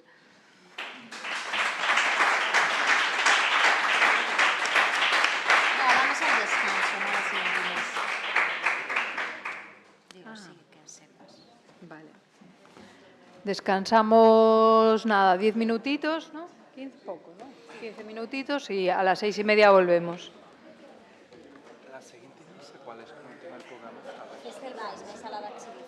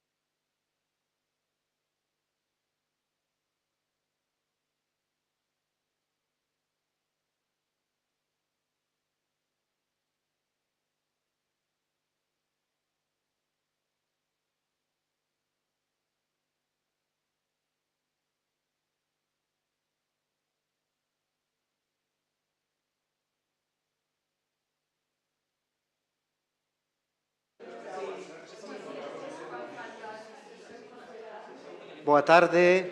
Vou vos pedir, se facedes o favor, que tomedes asento para comezar esta derradeira mesa da xornada, porque xa é un pouquiño tarde, e seguramente as persoas que estades aquí dende a primeira hora da mañá, pois seguramente estaredes un pouco cansas. Esta é a derradeira mesa que vai abordar o tema dos festivais, os festivais máis alá da exhibición, e quero comezar pedindo desculpas porque estaba prevista tamén que nos acompañase na mesa Marta Alonso Tejada, que é directora do Festival Habanea, pero por motivos persoais non pode estar, motivos, urxencias de último momento. Entón, acompáñame Mónica Maneiro, estableceremos unha conversa e tamén abriremos máis o debate, que tamén é interesante, a audiencia, pois, para falar de festivais, máis alá da exhibición, porque o papel dos festivais, e hai moitos modelos de festivais, e coñecemos moitos modelos de festivais, pero aquí presentaremos un tipo de modelo que seguramente sexa ese que traballe cara a un ecosistema do posible, no sentido de que os festivais que non se limitan á exhibición traballan para que acontezan cousas no territorio e no sector do cal estamos a falar. Mónica Maneiro é licenciada en Historia da Arte pola Universidade de Santiago de Compostela, realizou estudos de doutoramento en Crítica Estética na Universidade Complutense e obtivo o título de máster en Museoloxía, Crítica e Arte Contemporánea pola USC. Directora artística da Fundación Didac e codirectora do Plataforma, o Festival de Artes Performativas que se desenvolve na cidade de Santiago de Compostela e na cidade de Santander.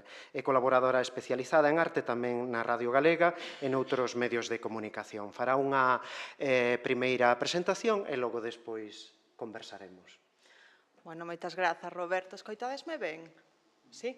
Vale. Grazas, en primeiro lugar, ao Consello da Cultura por invitarnos ao festival a estar aquí nesta xornada. Grazas a Caterina, a Natalia e a Susana polo convite, pola organización, e grazas a vos por estar dende a mañán, case todo o mundo, escoitando o que aquí estamos a dicir e agardamos despois escoitarvos a vos tamén ao final. Non vou a facer unha presentación do proxecto total porque penso que moitos xa coñecedes Plataforma e os que non podedes ter toda a información na página web do festival, que é plataforma.gal. Estiven intentando poñela, pero non sei por que non carga. Así que vou a ir simplemente con unhas imaxes que vos poñerei ao final para falarvos de algúns exemplos concretos de algunhas pezas e de algunhas colaboracións con artistas que fixemos estes anos. E agora simplemente vou a falar moi rapidiño de algúns aspectos de Plataforma que penso que nos diferencian un pouco de outros proxectos. Plataforma, Festival de Artes Performativas, é un festival que facemos, agora mesmo comezamos 3 persoas que viñamos das artes visuais, Iñaki Martínez Zantelo, que sigue sendo o meu compañeiro neste proxecto, e antes tamén David Barro, que xa non está porque está agora dirixindo un centro de arte contemporáneo en Mallorca, e eu. E o comezamos pensando precisamente en algo do que se falaba pola mañá, é dicir, cal é o lugar das artes vivas nas institucións da arte contemporánea. É dicir, cal é o lugar que ocupan e onde están. E nos decatamos de que había moi pouco espacio nas programacións para proxectos de performance, entendida no sentido estricto da palabra, no sentido das artes visuais, pero tamén de danza, de artes escénicas e de proxectos híbridos. Penso en poesía performativa, cuestións de deseño relacionadas coa performatividade, espacios un pouco de experimentación e de xogo, se queremos, no sentido creativo. E a partir de aí, pois, comezamos a pensar este proxecto. Entendíamos que non podíamos ser máis un festival máis no campo das artes escénicas, porque xa hai moitos festivais en Galicia de artes escénicas e non queríamos ocupar o lugar de ninguén, queríamos facer outra cousa, non para cubrir eses ocos, precisamente.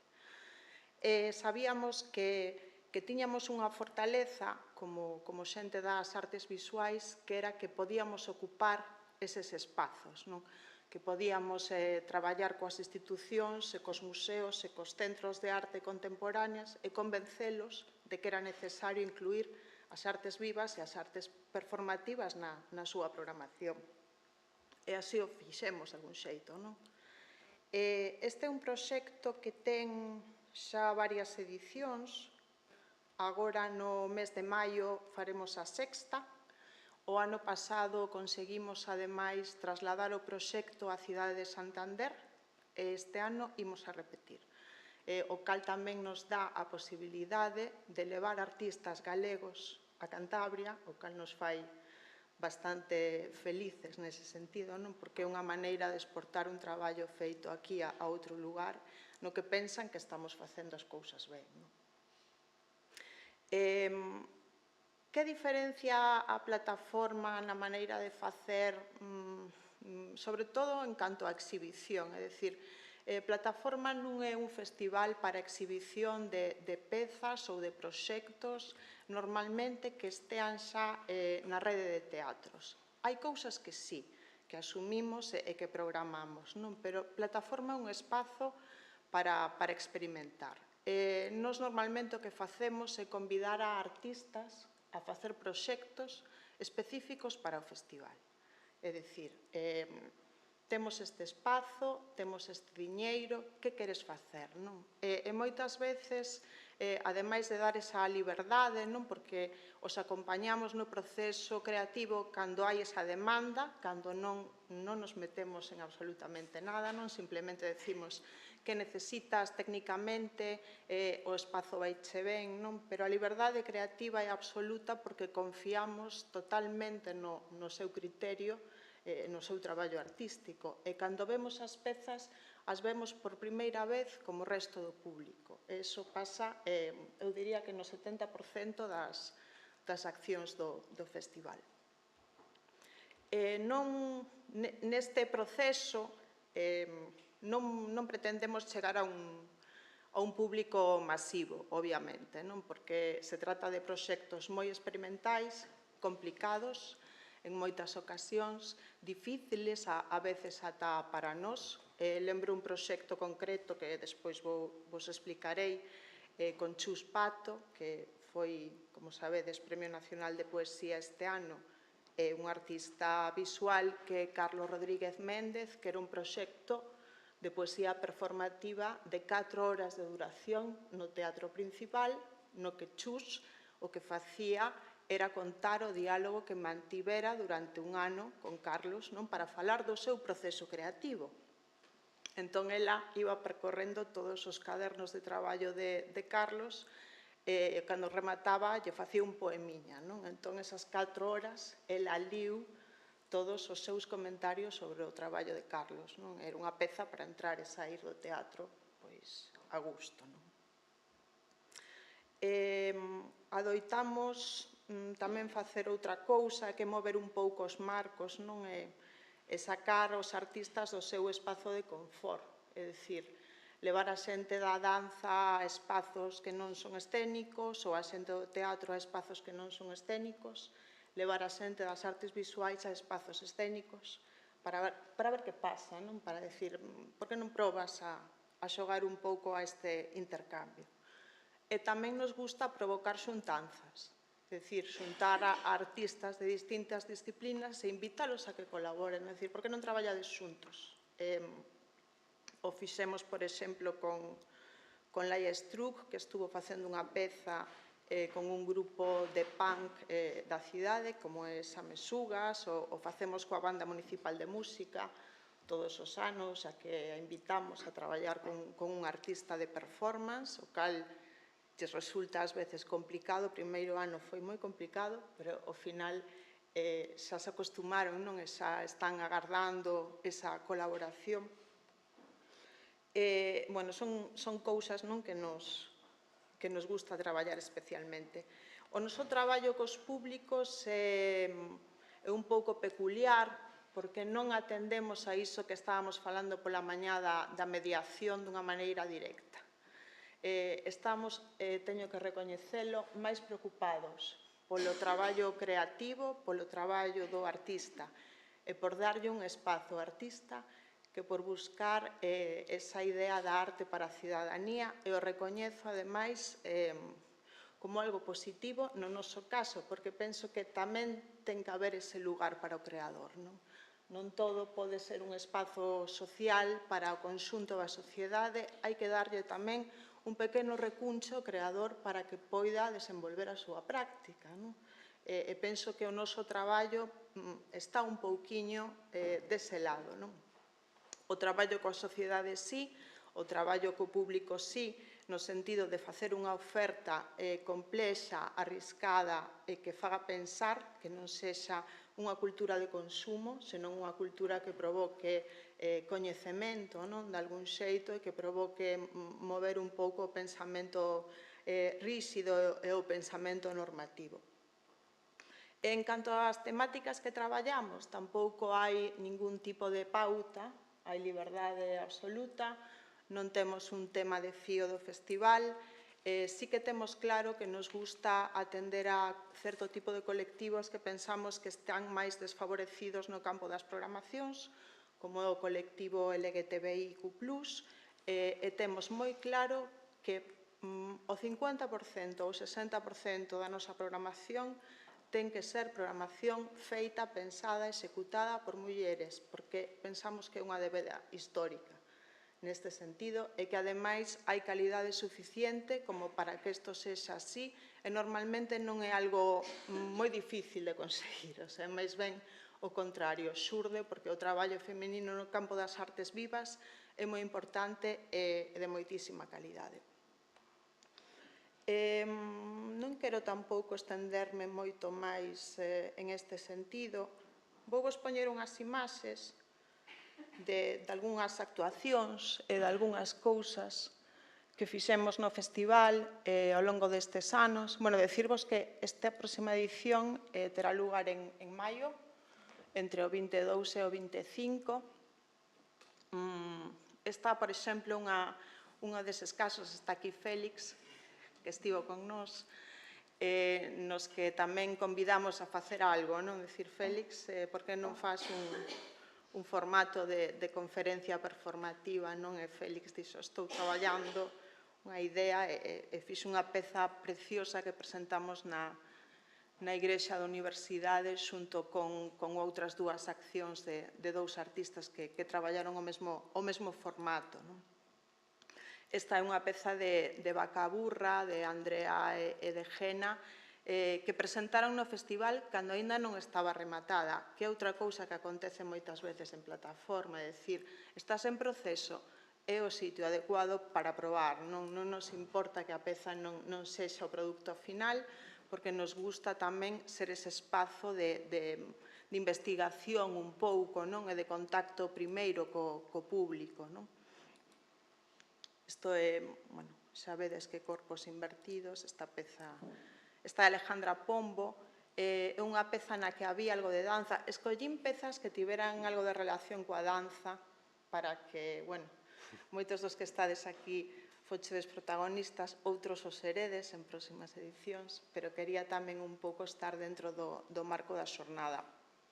Esta é unha peza de carácter performativo no sentido clásico, eran Alejandra Pombo e Berio Molina tamén facendo un experimento absoluto de música, movimento e palabra, que volveron a repetir despois en outros espazos, en museos e institucións. Esta Janet Novas, este é outro dos exemplos de forzar a un artista recoñecido, é dicir, non traías unha peza que xa tes, fai algo novo para o festival e faino, ademais, para unha sala de exposicións, porque tiñamos unha sala do CEGAC para ela, é dicir, estaba leira, é dicir, Janet dixo, vale, isto é perfecto, entón fixe un traballo no que tiña unha parte audiovisual e nos contou todo un proceso sobre a súa transformación creativa durante os momentos da pandemia. Foi unha peza moi fermosa visualmente. Outro deses casos é Olga Mesa. A Olga o invitamos tamén a facer unha conferencia performativa a partir da cal lle dou forma a unha peza escénica que está agora mesmo a presentar nos teatros.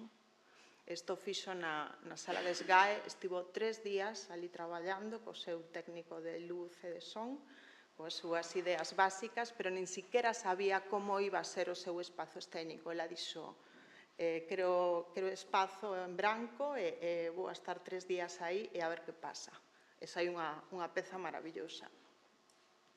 Esta é outra peza de Masako que tamén fixo para o festival, que tamén está aí, unha peza que fixo no espazo do Parque de Bonaval. Aquí está Olga, outra vez. Esta é a peza de Janet, da que vos falaba antes, sabedes que visualmente era unha maravilla. Os recursos técnicos que temos ás veces non son moi grandes, soen ser imaginativos, os artistas sabedes traballar moi ben con pouco, pero non somos un festival que teña un orzamento moi alto. Aproveito xa, vos dou as nosas cifras, xa que as dechedes todos, pero ano pasado tivemos un orzamento de 50.000 euros para todo o proxecto. Honorarios, técnica, producción, os nosos honorarios de dirección e coordinación.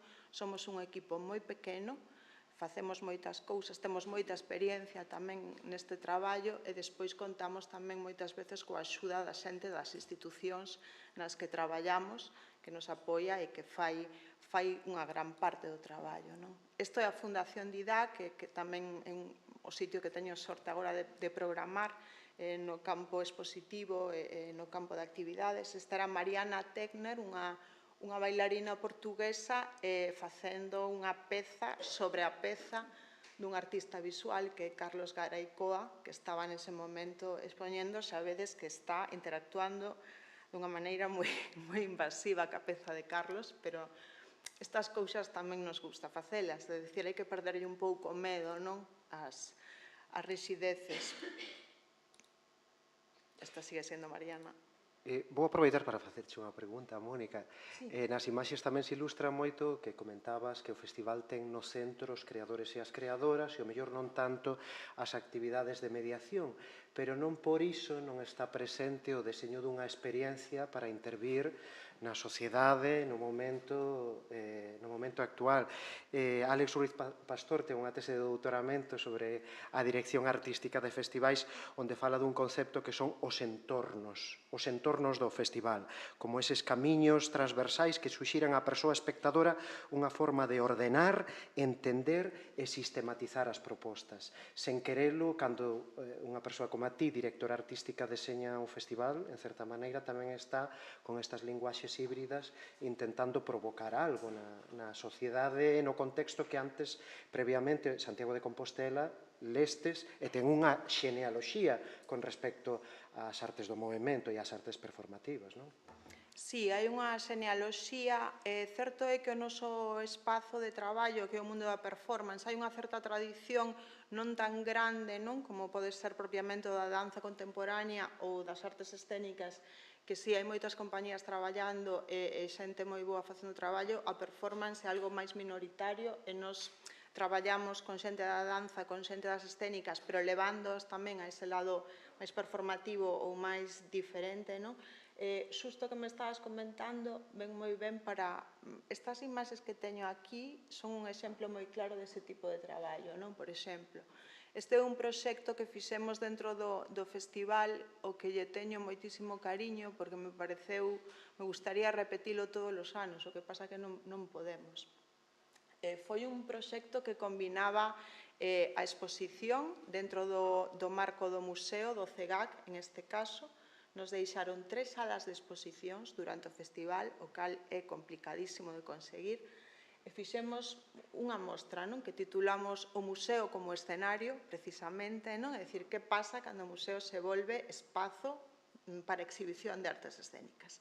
Entón, tiñamos esa premisa de que o público, o visitante do museo, poidera ver as exposicións, pero que esas exposicións estiveran pensadas por artistas das artes escénicas ou artistas visuais que estiveran traballando nas artes escénicas e que á vez poideran ser activados. E tiñan como moitas fases. Está, por exemplo, Rosana Antolí gravando un vídeo en Londres que despois iba a proxectar na sala do museo que os bailaríns aquí, guiados por o coreógrafo Miquel Arístegui, que vive aquí con nós tamén e que traballa en Galicia, que dirixeu outra xente, estou vendo a Giovanni, que participou desta peza, non? E que puderan facer este espazo interactivo que era a charca, non? E sabedes que a xente está interactuando dunha maneira moi natural con un espazo que é positivo, pero que a veces é un espacio escénico, non? Era moi lúdico este proxecto, a min gustoume moitísimo. Esta era a mesma exposición, no seu espazo está Marta Pazos, que non é unha artista de danza, pero unha grandísima creadora escénica en Galicia, que estaba traballando con 2 actores cegos no espazo tamén que había recreado para esta mostra, non? Había creado como unha especie de cubo verde con unha gran balea, estes 2 actores estaban sumersidos nese lugar que era moi onírico. Aquí o vedes dende arriba. Este era a terceira pata, Alejandra Pombo, que estaba con nos pola mañán, que estaba con Berio Molina e con Calís Pato. Eles estiveron vivindo dentro do museo os 9 días que durou o festival. Estiveron os 9 días performando. Que ás veces tamén decimos, hai burocracia, hai cousas que non se poden facer, sí, pero ás veces simplemente con pedilo se pode facer. É dicir, ninguén decía, van a deixar que estén ali as 24 horas do día durante 9 días vivindo no museo? Pois sí, e os deixaron ademais habitar o museo, eles corrían polas salas de exposicións, cantaban, performaban, o sea, tiveron unha vida normal, non saíron dese espazo mentras durou o festival, non? Entón a xente, o público visitante, pois os atopaba facendo cousas, non? Entón, nese sentido, claro, cando digo non atendemos ao público, non vamos pensando na atención ao público, pero sí que atendemos ao público no sentido de que entendemos que o público é adulto, intelixente, receptivo, e que ás veces a idea de mediación está moi ben, ao meu entender, pero tamén non hai que caer na condescendencia, é dicir, o público ten capacidade de absorción do que está recibindo por si mesmo.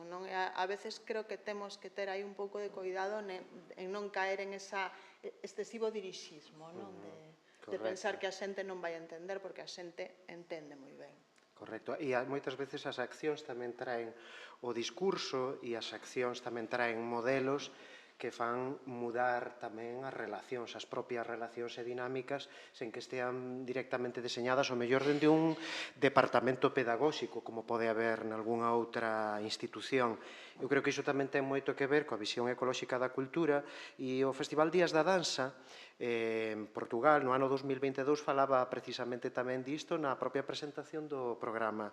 Dicía, vivimos nun mercado de estreas permanentes nun ciclo sen fin de hiperproductividade.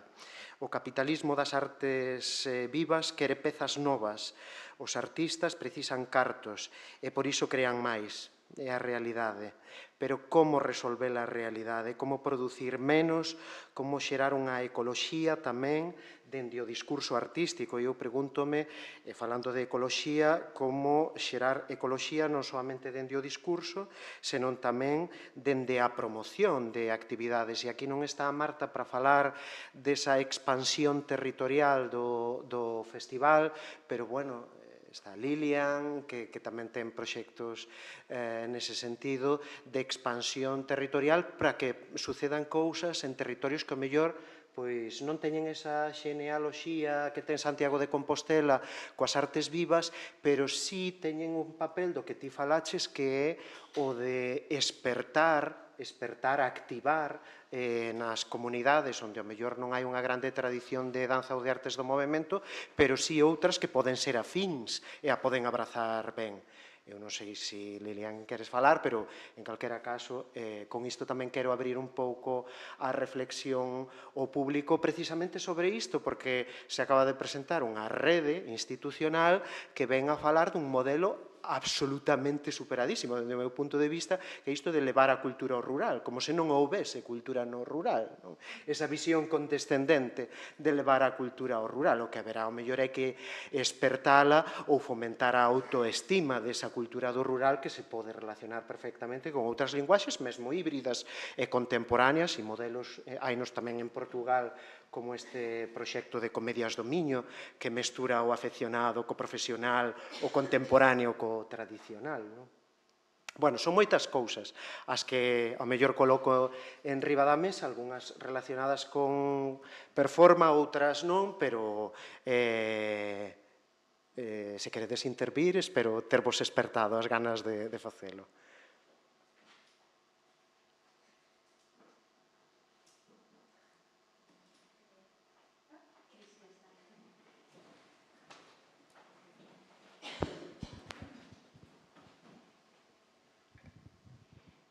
Hola, penso que, son Cristina, de Cameselle de Vigo, penso que o festival que estades facendo é superinteresante e poñer a palabra performativa directamente, artes performativas, na descripción, porque efectivamente hai un movimento performativo importante e non se nomea, e se non se nomea non existe.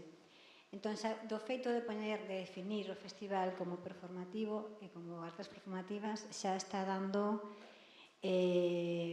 pois que aparezca que aparezca nas nosas vidas, e iso me parece como xa moi interesante, e concordo absolutamente coa idea de que o público é adulto e que temos moitas veces esa actitude condescendiente, e iso é ridículo, é absurdo. Sí, bueno, desde o meu punto de vista, vale, que non quero ser categórica.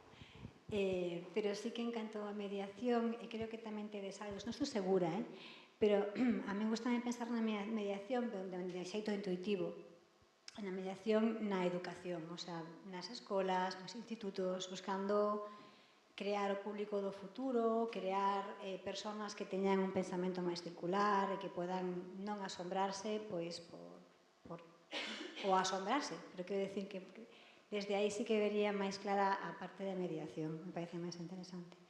Esta é a miña aportación intuitiva. Gracias. Nos no festival temos dúas accións que son educativas dunha maneira directa, non? Unha é un taller de performance para formar novos performers, digamos, ou xente que ven pois do campo da danza que quere entrar no mundo da performance máis pura, non? Que se poda chegar.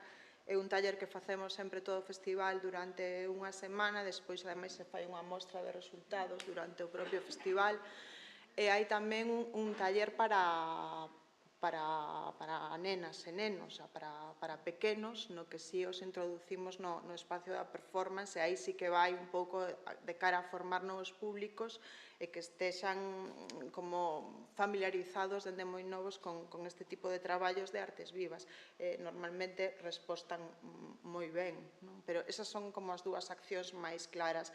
Non temos traballos cas escolas, nos gustaría traballar un pouco eso, sí, con espazos educativos, pero non é moi sinxelo moitas veces chegar a un lugar non de encontro, non con grupos tan grandes de xente.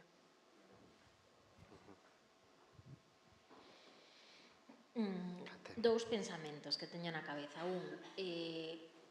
Para min hoxe non está tan claro a fronteira esa entre performance e danza.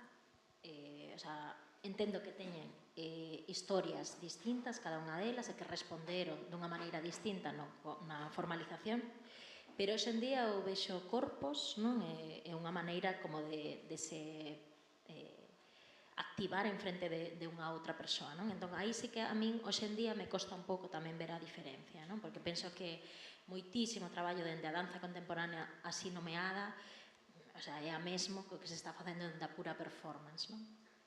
O termo artes performativas, xusto aquí en Galicia, é interesante porque en Portugal artes performativas son artes escénicas, non? Entón, para min artes performativas... Inglés. Que? Do inglés, de performing arts. Tamén. Performing arts. Para min tamén as artes performativas me parece que é un termo como que abraza a danza e non tanto a distingue, non? Por oposición. Entón, especialmente en Galicia, usar artes performativas igual é un pouquiño máis preciso que artes vivas, non? Nesa acepción, e tamén porque engloba un pouco a esa performatividade, non? Expresada, quero dicir, da maneira que sexa, non? Xa non estamos falando de se está no Cubo Blanco, se está no teatro, senón da propia cualidade da propia proposta. Entón, ese é un pensamento, a cuestión da performance, danza, artes performativas. Outro ten que ver co que estábamos dicindo agora, retomando, que dicías do Días de Danza, de intentar frenar un pouco a hiperproductividade, conectando con non quero traballos xa feitos, senón cousas específicas para o festival, e tamén unha terceira pata que sería o repertorio, que facemos tamén con todo eso, que se vai almacenando e que forma parte do noso arquivo e que podemos seguir accedendo a él ou seguir activando. Nesas tres cousas que penso que se relacionan, pero son distintas maneiras de velo, tamén teño como un pensamento que non sei traducir, pero non sei se entendedes que hai aí como relacións. E tamén penso nese sentido que cando pedimos dende un festival como o voso algo ad hoc, é algo no que hai un risco, a min eso me parece moi importante. Aquí rescato tamén a Catarina Saraiva, que fai moito tempo no MUFS Bilbao, facía esta cousa, unha programación, unha boa curadoría sempre ten que ter un componente de risco grande, para que realmente este facendo un traballo, que é imaginar que algo pode pasar aí, ainda que poida que non pase. Entón, como cruzar a idea de repertorio, a idea de non solamente ir a polo original, a idea de facer algo que invita ou que inspira a relacionarse, como ti dicías, Janet, en Where is Janet, no CEGAC, dunha maneira que incluso para o artista ten un retorno super evidente. Entón, esos dous pensamentos tiña así na cabeza, por sumar cousas. Bueno, Mónica, antes ti comentabas a dimensión procesual de moitos dos proxectos que presentades, pois iso ven tamén dunha tradición do action painting, todo iso que facía Pollock, e o propio feito de presentalo e de que o público tome consciencia de que o proceso e o valor artístico en sí e non un resultado como un espectáculo que haxa que vender, ao final pois tamén hai unha actividade pedagóxica en todo iso, que a acción trae o pensamento, igual co repertorio. Eu hoxe pola mañá xusto estaba dando clases aos meus alumnos da Escola Superior de Arte Dramática e estábamos vendo un espectáculo de repertorio do ano 1981, o ano no que nacín eu, que Maybe, de Magui Magan, que cambiou de moito, evidentemente, o elenco, pero é unha peza de repertorio, e claro, quedaban alucinados. Pero de que ano é este espectáculo? Ai, que contemporáneo, que parece de hoxe. E claro, sen querelo estaban reflexionando, sin eu dicirlles nada, como docente, sobre a idea de repertorio, sobre ecoloxía, sobre a necesidade de enfocarse no soster a formación, o soster a creación e a distribución, e non tanto a hiperproducción, non? Entón, bueno, eu creo que os festivais tamén teñen unha responsabilidade nese sentido de, ao mellor sen actividades paralelas que lle chaman algúns ou actividades pedagóxicas que lle chaman outros, o propio feito de escoller o que presentas, como presentas, en que espazo e que valor ten esa dimensión procesual, ao final tamén hai unha actividade de formación de público importante. Félix.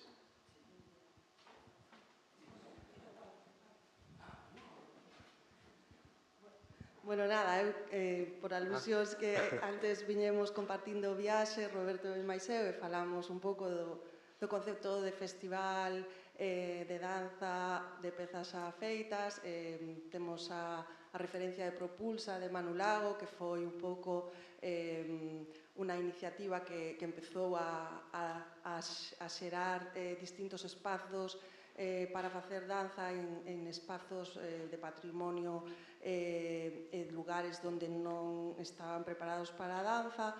E, bueno, falando tamén da Banea, onde eu participei en 2 edicións na coordinación do festival, pois é un modelo que é moi flexible, que se adapta a moitos sitios, e eu agora, en tanto que xestora e distribuidora con Amarelo, intento facer unha labor de asesoramento aos concellos para que abran un pouco a súa mente a que a danza non precisa dun espacio pechado, dun auditorio, precisa pouca técnica, si faz este modelo, o sea, que hai unha grande variedade de formatos, de posibilidades, de estilos, e, bueno, síntome un pouco como dicir, embaixadora de abrir camiño empezando por postas moi pequeniñas para facer chegar ao público o que é a danza hoxe en día, todas as creadoras e toda a creatividade que hai en Galicia, Escora fai iso tamén, o sea, hai un montón de iniciativas e parece como que é un comezo de facer entender que a danza contemporánea que ten moita xente na cabeza, pois é unha visión moi estreita. E creo que hai toda unha labor por facer e a performance igual. Creo que hai toda unha labor para facer crear curiosidade nos programadores, nos xestores, nas xestoras e programadoras e público que cando se achegan e van a unha praza ou unha rúa e está sucedendo unha performance ou un espectáculo de danza, quedan sorprendidas porque é algo moi vivo e moi fácil de facer a logística, que pode ser desde moi fácil hasta moi complicado, pero que hai un grado moi alto de adaptación. E, bueno, isto era o que viña falando con Roberto no coche, e agora, pois, quería tamén... Moitas grazas, Lilian. Ten a palabra agora Félix. Solamente era en relación a que creo que as artistas tamén estamos, bueno, ou xa se leva facendo tempo, non sempre, o sea, como si as pezas se expandiran no tempo. Entón, ir amosando diferentes versións dun mismo xermo, o sea, eu creo que eso é algo que creo que tanto os festivais como os programadores creo que teñen que ter moi en conta, non? A hora de saber que esa forma é unha forma ecolóxica de programar, porque realmente é super necesario, porque non só que ademais seguramente que o que vai a saber nun momento sexa completamente, non completamente diferente, pero sexa unha versión adaptada a un espazo, ou sino que tamén estás dando a oportunidade a esa persoa artista ou a ese colectivo ou a poder investigar máis. Hai algo que creo que hai unha lógica de ecoloxía en todo eso. E logo tamén quería falar sobre unha cousa que era cando decías, Mónica, en relación ao cando estabas falando antes do retorno ao público, non?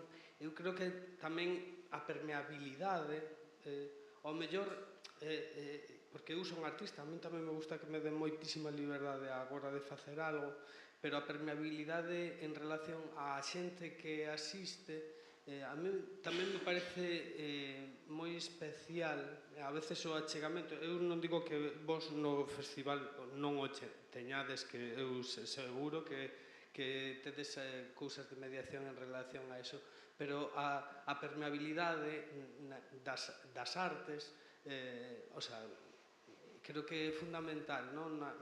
No social, porque é o que realmente fai que o noso traballo sexa valorado e tamén non se afaste do social, sabes? Que iso, eu que veño das artes plásticas, moitas veces vexo que sí que fomos nós os que xeramos unha barreira conceptual frente a un público que eso xenera unha idea de élite moi perigosa.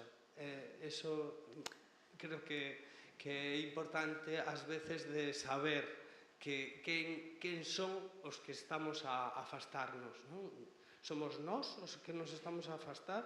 Ou porque hai moitas formas de explicar pensamentos complexos a persoas que non teñen esa retórica conceptual. Bueno, estou me liando. Non sei, eu creo que te entendín. Podo contestar ya a Félix. Eu creo que tes razón nese punto, non? Sobre todo que dende as artes visuais o movimento das artes plásticas foi cara a un ensimismamento, non? Polos propios procesos da arte, non? Por esa cuestión de pensar sobre a propia linguaxe da arte, non? E afastarse da sociedade, pois ata ben entrados os anos 70, non? Que é algo que se está revertindo dende os anos 90, e de aí tamén todas estas cuestións da mediación que afloran agora, pero que xa estaban nas artes contextuais, nas dialóxicas, nas relacionais, non? Dos anos 90. Pero eu penso que sí, que tes razón, hai que explicar as cousas difíciles de formas sinxelas. Pero hai que deixar tamén que as cousas entren na xente, non? Eu penso que o máis importante é facer que a xente se achegue aos espazos artísticos, non? Ou que poda conectar con unha peza artística na rúa e que teña esa oportunidade de ter eses contactos, que non sempre son sinxelos nun primeiro momento, pero que sempre te abren a mente e te levan a pensar si eso te interesa ou non. Hai que darlle oportunidade ao público de que poida reflexionar por si mesmo, eu penso tamén. Idoia, creo que tiñas... Sí, yo quería decir, creo que tres cosas. Uno, en relación a la nomenclatura, a las palabras de performance. Creo que performance es una forma... tiene que ver con una forma de inscripción histórica en el arte, ¿no? Creo que es un poco relacionado a lo que hablábamos a la mañana también, que se hablaba en Sabela, como ahora los museos, muchos museos, también en su afán conservador, en su función conservadora, no solamente en su afán, sino en su función conservadora, están planteándose cómo inscribir históricamente, ¿no? Cómo legitimar históricamente la performance, o sea, es un tema que está, entonces ahí desde donde entiendo que performance, luego artes performativas, artes vivas, es una cuestión de procesos de inscripción, o sea, según donde me presentaré como bailarina, me presentaré como coreógrafa, me presentaré como artista, me presentaré como... O sea, es una cuestión de procesos de inscripción, cómo te inscribes en los sitios, ¿no? Eso por un lado. Por otro lado, estoy de acuerdo con algunas de las cosas, con todo lo que se está diciendo, pero creo que también tenemos que tener cuidado en el sentido de... Y ahora hablo como artista, que me echaron de la danza. Artista a la que le echaron de la danza porque hacía una danza que era como en su momento era conceptual o era que era aquello o que era... ¿sí? O sea, sí, los museos y los centros de cultura y la calle y los cubos blancos se han cubierto con una especie de lugar donde podemos estar las que nos echaron de la danza, pero yo sigo diciendo que me echaron del teatro. Me echaron del teatro. O sea, que los teatros con toda su maquinaria escénica y cómo están pensadas, ese dispositivo es una de las casas de la danza y del teatro. O sea, que cuidadito que también ahí se están haciendo, porque claro, fuera es un poquito más barato, o sea, se están haciendo toda una serie de cuestiones que una vez más no es lo uno o lo otro, sino es sumemos y complejicemos. O sea, porque las artes escénicas, su lugar, su maquinaria, su dispositivo, donde la cosa ocurre, es un teatro. Hai unha cuestión aí, polo menos en relación á plataforma do que podo falar máis directamente, que ten que ver tamén coa precariedade económica. Isto tamén hai que falalo. É dicir, moitas das pezas que presentamos no festival as facemos en espacios non escénicos porque nos gustan, pero ás veces tamén nos gustaría poder facer eses mesmos traballos en espacios teatrais ou facer a proposta máis ambiciosa do artista e non chegamos porque non hai orzamento para enfrentarnos a elas. Mónica Valenciano, por exemplo, estuvo a pasada edición do festival facendo unha proposta na que estivo traballando na Casa Bella, por certo, con Nuria, foi unha proposta que era unha proposta que casi era unha peza performativa moi sinxela, non? É dicir, gustaríame facer unha peza de Mónica máis ambiciosa, pois probablemente sí, ou facer as dúas, non? Pero os orzamentos non o permiten, entón tamén isto ten que ver coa investigación, co risco, con sair da marxe, pero todo iso tamén ten que ver coa precariedade. El caso de Olga Mesa es un caso muy claro en ese sentido, ¿no? Olga Mesa, artista que viene de la danza, pero que ha atravesado y está, bueno, siempre estuvo atravesadísima de lenguajes, ¿no? Pero bueno, hay obras suyas que nosotros en Proclama, o sea, en Artium, la hemos acompañado, hay obras suyas con Francisco que son para Cubo Blanco, hay obras suyas que son para cualquier sitio y hay obras suyas que son para un teatro. O sea, entonces, hacerlas todas en Artium o no sé qué sala, pues sí, pero es cómodo. O sea, es un gesto facilón también. O sea, quiere decir que la cuestión en ese sentido es más compleja. Eso, y la tercera cuestión, en temas de esta cuestión de la mediación, ¿no? Que yo también esta mañana he dicho, como la mediación, me sale como una cosa así, como una cierta soberbia que me caracteriza. Pero bueno, porque a Sala es verdad que en un momento, en estos 17 años, en un momento como hacia los 10, 11 años, yo ya superé ese complejo de que, bueno, Sala era un espacio de artistas para artistas. O sea, una nave nodriza y en un pueblo en ese sentido, y superé ese complejo, ¿no? Venía como, la cosa tiene que ser más, y vamos a hacer con los del pueblo y tal, y veía, pues, y dije, mira, ya está, o sea, ya las artistas necesitan espacios para pues entonces a Sala es uno de esos, ¿no? Un refugio. Sin embargo, esa preocupación estaba, ahí es donde surge otro proyecto de Asala que sí que tiene que ver con el territorio, que es Borradores del Futuro, ¿no? Que es una colección de fábulas, de cuentos, o sea, que, bueno, es por otro lado completamente diferente, es un proyecto de Asala, pero lo que iba, que no era esto, era eso, ¿no? Esta cuestión de las artistas que nos ponemos como educadoras de que lo mismo, todo bien, pero cuidado. Cuidadín también, ¿no? ¿Qué procesos colonizadores o instructores son esos, ¿no? ¿Qué posición de instructoras nos ponemos? O sea, yo es ahora, 17 años después, cuando es el propio entorno de la sierra, o sea, sus encinares, la gente de la sierra, la que me está informando a mí, la que me está enseñando, informando a mí, y de una manera muy bestia, que es lo que decía esta mañana, nunca hubiera pensado que fuera así, y eso se da también, el entorno te informa a ti, o sea, que el retorno no es siempre desde allá, sino de aquí a ti, y para eso requiere una, bueno, humildad como menos. Moitas grazas. Hai dúas palabras pedidas, Cristina e Carmen.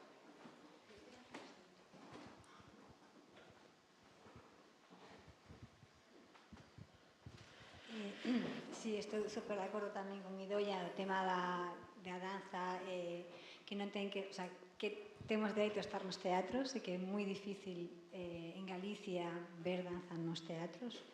E cando na compañía hai tres intérpretes, decimos que hai moita xente en riba do escenario. Pero eu quería ir un pouco máis atrás na conversa co tema da produción, superproducción de espectáculos, relativo cos festivais tamén. Ti, cando aplicas a unha subvención para un festival, eu estou tentando levar adiante un proxecto que se chama Síntese Vigo en Vigo, e leo as bases e as estreas contan como puntos a favor de que te den ese diñeiro. E eu son das persoas que pensan que sí, que tamén as estreas, pero que a mí me gustaría que unha peza se movera moitísimo, que se bailase, o sea, que tivera 100 oportunidades para mudar. Me parece superinteresante que, por lo menos no Síntese Vigo, que as performances e que as pezas que se vayan a mostrar teñen que ver por sí mesmas, e non porque sexan unha estrea. E esa é unha roda na que estamos. Tens que ter tantas estreas, tantos premios, tanto non sei que. Todo se mide desde esa superproducción. E penso que eso xa parte desa administración que te está pedindo estreas para ter máis puntos, para ter maior competitividade con outras propostas. Por eso quería voltar un pouco a ese principio que comentábamos de días de danza, que posiblemente ese texto fose de Cristina Planas Leitao, porque vai moi con ela. Eso que me parece tamén interesante foi como facer esta reflexión como festivales. Queremos empezar estrenando ou podemos ser vintage? Vintage en sentido de que non quero ser vintage, quero no proxecto penso que é moi interesante poder ter pezas que te encaixen sin ter que ser estreas. Moitas grazas. É así, grazas. Grazas, Cristina, Carmen. Creo que temos que rematar xa para as conclusións finais da xornada. Sí, un poco al hilo de los nombres de las cosas, solamente me gustaría dar una opinión personal, no como INAEM, sobre cómo los nombres generan un impacto en la percepción de la distribución de los recursos.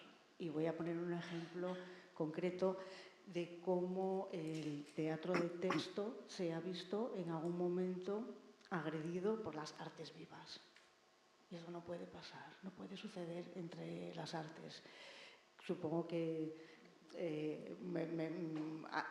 os imagináis de qué proyecto estoy hablando en concreto, y lo digo, en Matadero, el Centro Internacional de Artes Vivas, la polémica que se generó con el teatro de texto que se había echado de un espacio público cuando se estaba tratando de impulsar o de dar un espacio a otros artistas que se mueven en otras disciplinas híbridas, que es un poco lo que estamos hablando aquí, y los nombres, arte performativa, arte viva, teatro de texto.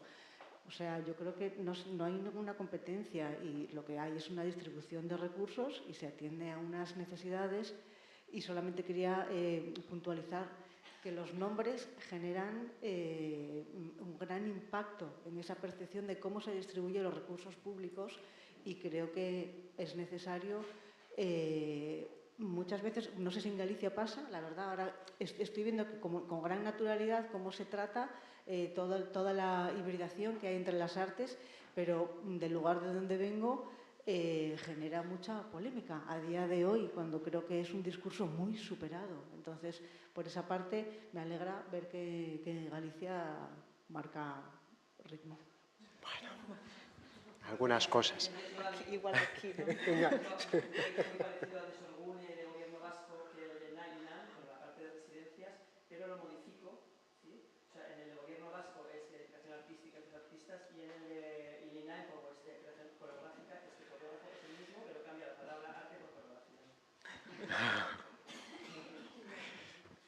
Bueno, pois moitas grazas. Rematamos a mesa e damos paso xa á conclusión da xornada. Grazas.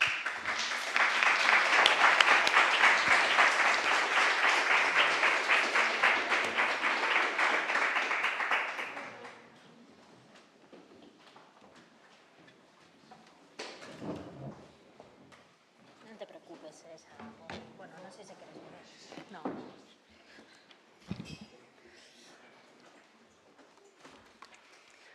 Bueno, pois que ben, non?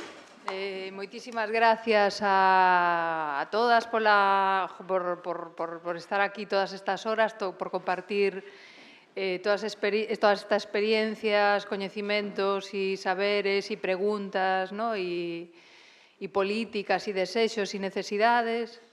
E, bueno, como dixemos ao inicio da xornada, a nosa intención, como xa o fixemos na anterior xornada, que se organizou dentro do Consello da Cultura Galega, é recoller as conclusións de hoxe con calma, o sea, non agora, a partir das nosas notas, das notas de Caterina, de Cristina e as miñas, pero tamén queríamos levarnos con nos as vosas notas, as vosas conclusións. O sea, que de todo o que se falou hoxe considerades que é relevante para situar e colocar en un breve informe que trataremos de trasladar ás nosas institucións, que ao fin e ao cabo son as que poden mobilizar recursos e políticas para dar resposta a todas estas cuestións. Entón, se vos apetece, lle paso a palabra a Caterina para tamén que...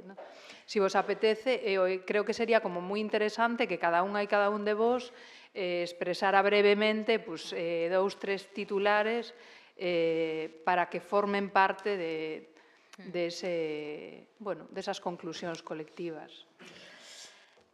Eu me imagino nesta coreografía que fixemos xuntas dende pola mañán, que agora metemos aquí suspendido, non? Unha nube, así. bonita, me animo a dicir que ten distintos colores, aínda que en algúns lugares son claramente verde, claramente laranxa, claramente azul. Dicir, se imaginamos ese, digamos, pensamento suspendido, colectivo que acabamos de ir lanzando e que cubre por aquí, cal serían as partes, non? O sea, nese exercicio de eu vexo clarísima ali, sabes? Un flúor, bastante flúor, de, pois, por exemplo, de ese coñecemento experto que se falou tanto pola mañán, non? E que non aparece un pouco en diálogo coa política cultural, non? Eu creo que aí hai unha zona máis que suliñada, non? Que se levou, pois eso, bastante tempo, non? De pensamento conxunto, ese podría ser unha nube que hai aí. Cales son as outras nubes, non? Que hai como en riba de nós, así, se puidéramos enuncialas.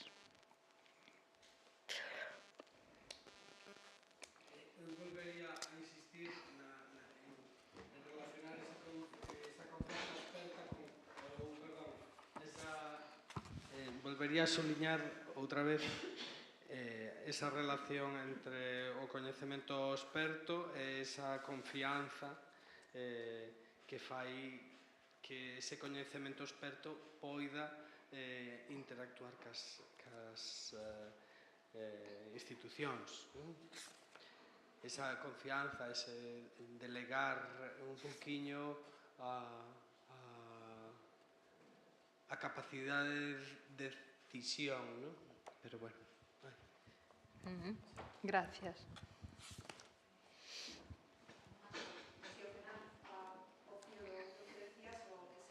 O micro, máis que nada, para que nos quede rexistro a todas, para consultar. Si, ao fío do que estaba comentando, a palabra que xurdiu varias veces ao longo da xornada, que é o codeseño. Ao final, os procesos de diálogo e o codeseño creo que son fundamentais, bueno, tanto a estas alturas como sempre, pero en calquer tipo de relación, sexan cales sexan os suxeitos que estean na conversa. Eu pensei unha cosa que dixo Cristina esta mañán, Cristina Planas Leitao, que dixo algo como que as estruturas independentes sempre se quedan. Gracias. Yo, a ver si consigo articular un poco la nube que tengo ahora mismo. Voy a pensar un poco en alto, porque también me parece importante diferenciar nombrar de describir, porque a veces en este ejercicio de hacernos entender como artista, yo a veces me veo igual sometida a tener un coloquio después de actuar cuando igual no me apetece explicar nada y estoy interfiriendo en la experiencia que el público ha tenido ahí. Sobre todo esos coloquios yo veo que son súper útiles en contextos de procesos de investigación, como puede ser en contextos de residencias, ¿no? Pero en contextos donde, por ejemplo, un festival o un teatro, auditorio, cuando ya se ha pasado por ese proceso y de alguna forma se ha instalado, ¿no?, una propuesta artística para compartir, esté ya cerrada o no, no sé hasta qué punto esta cosa de explicarnos tanto fastidia un poco, desde mi punto de vista, que yo también, como Idoia, pues bueno, soy de las que se moja, ¿no? Y por otro lado, quería decir algo más, a ver si me acuerdo.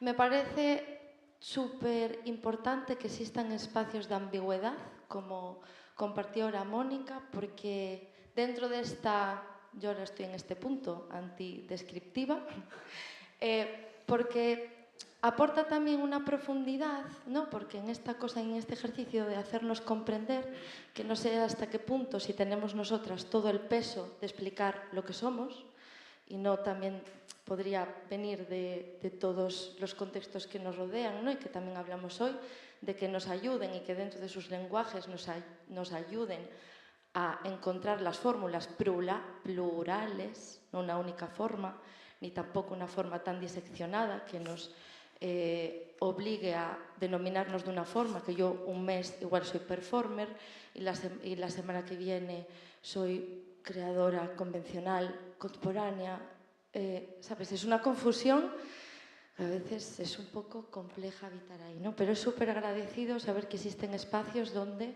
se acoge, donde hay espacios para el desafío y para el juego. que también forma parte de la vitalidad, ¿no? Del acto creativo y de lo estético y todas estas cosas que no son tan administrativas y estructurales y estratégicas. E nada. Gracias. Pois eu recollería unha frase de Idoia que los dineros saberlos hailos. Os dineros saberlos hailos. A ver las hainas, a ver nos hainos, bueno, non sei como sexa. O apoio á estructura, non estar... que entra un pouco dentro desta ecoloxía, que non teña que ser todo por proxectos, todo por estreas, todo por estar aí vendidas todo o rato, non? E pois que se valore e que se apoie a estructura e a profundidade dos proxectos e que non se deixen morrer se é que eles non queren morrer, claro. E... bueno, creo que era algo máis, a ver se despois se me lembra. Gracias. Bueno, tedes que perdonarme que non estuve pola mañá, entón vou falar solo do que escoitei pola tarde. O fío do que estaba falando Alejandro, que eu creo que esa pluralidade hoxe en día non é algo só que nos atravese como artistas ou xestores culturais, senón que é algo que nos abrangue como persoas, non ter que definirse exactamente no sitio no que nos posicionamos. Creo que é importante como artistas, pero tamén creo que é importante como muller, como irmá, como calquer posición social que eu teña na vida.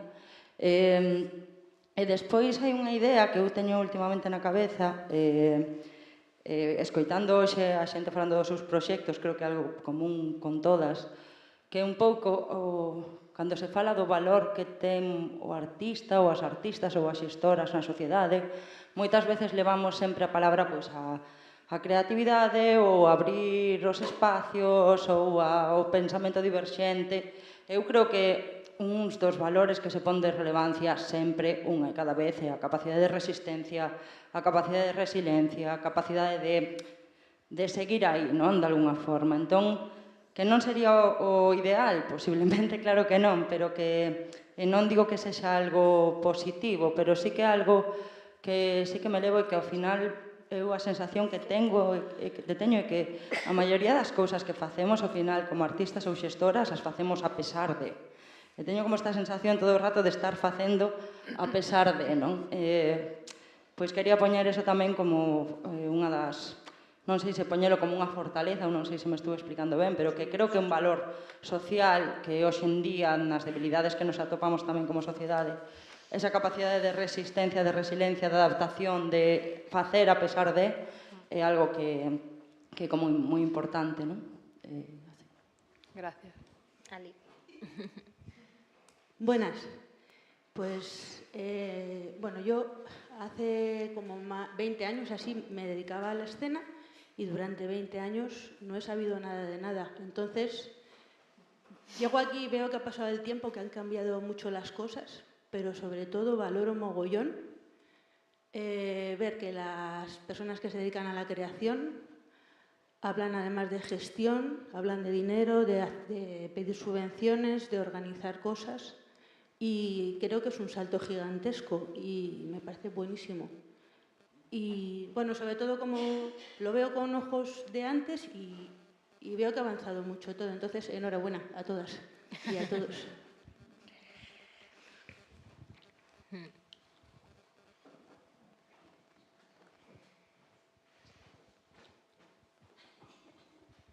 Eu só apuntaría unha cousiña que decías tú, Isa, en relación a esa capacidade de resiliencia que temos, esa capacidade de facer a pesar de, pero que non se aproveiten desa capacidade de a pesar de o imos a facer, non?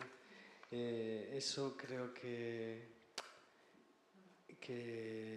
levan moitos anos aproveitándose tamén as institucións de saber que podemos seguir facendo aínda que non nos den cartos, non?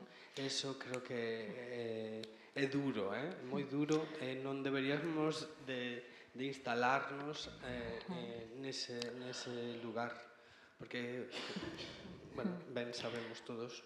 Aquí eu sumo unha nota mental, así, como saber decir non, sabes? Saber decir non, o sea, negarse, non quero, I would prefer not, sabes? Es como saber esa resistencia, non? Pacífica de non. Eso moitas veces tampouco se practica, non? Porque estamos nesa precariedade, hai que decir como que sí a todo, pero tamén acordarse de que unha pode preferir non facelo, non? Como nesa elegancia tamén de que prefiro non facelo. Así prefiro non facelo, non? Como parece interesante.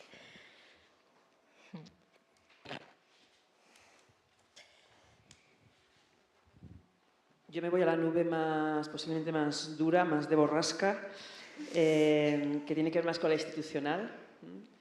Yo creo que en la presentación de Cristina de la mañana se han dado muchas claves y luego acompañado con Xavi, o sea, digamos que es como el lugar que a mí más y con Carmen, ¿no? O sea, el lugar. Entonces se ha hablado de. Desde la institución se requiere un pensamiento estratégico y progresivo, una redistribución de los recursos, una escucha activa del sector, de lo que se está haciendo y una confianza absoluta porque va a facilitar, o sea, ese trabajo, o sea, la confianza. Es verdad que el ejercicio de la confianza es un ejercicio difícil. También decía esta mañana Cristina como una estrategia, como cierta negociación entre lo visible y lo invisible, entre lo que es como clave de éxito, ir a por ello y cómo debajo de eso puedes hacer otra serie de cosas, ¿no? Como mano izquierda, mano derecha, vamos, un ejercicio de cintura. Está claro que la cuestión de las residencias para interventores creo que es crucial, la intervención, Ahí vamos. o sea, el interventor. Y luego, bueno, desde el lado de las artistas y de las agentes culturales del otro lado, si es que hay lados, pero bueno, sí, del otro lado, yo sí que creo que hay que también trabajar con el lenguaje, hay que perforar, yo digo, hacer un fracking al lenguaje. Y en mi caso, bueno, pues es una cuestión que me divierte, o sea, no puedo hacer nada que no deje de divertirme. Gracias.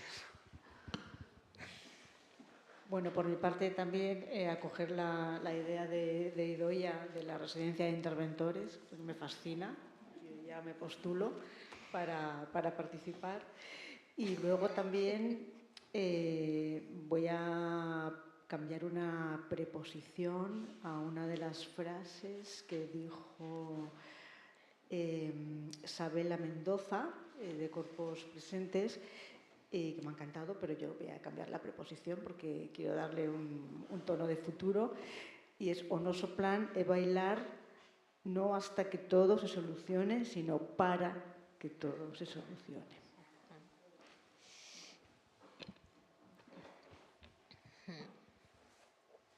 Gracias. Eu que teño xa case unha dificultade de non estar moitas veces neste tipo de encontros, estar permanentemente traducindo a hipotéticas fórmulas administrativas para ver como se podrían enfocar ou concretar cuestións que saen, non? Que falamos. A mí me parece especialmente interesante, incluso xa egoístamente tamén interesado, non? No que ten que ver co que pode facer a Deputación, toda a cuestión que se falou das iniciativas e dos espazos de creación ou, bueno, en si mesmo xa é un debate, digamos, como nos temos que referir, non, a este tipo de iniciativas, pero interésame especialmente na medida en que sí que creo, digamos, que aí hai unha vía para poñer en marcha programas de apoio estable en base á identificación deses espacios, desas iniciativas e a súa singularidade. E unha vez eso estea identificado, as posibilidades administrativas, por moitas dificultades que hai, pero sí que dan para cualitativamente ir a un estadio superior, é diferente do que hai a día de hoxe. Entón é unha cuestión que sí que me gustaría que se recollese. Gracias. Que me ha venido ahora, lo tengo aquí apuntado, y es amabilidad.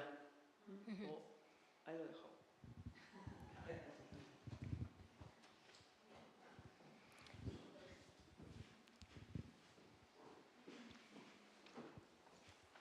Ben, animaros tamén as persoas que todavía non falache, se podedes tamén intervir, se estaría moi ben.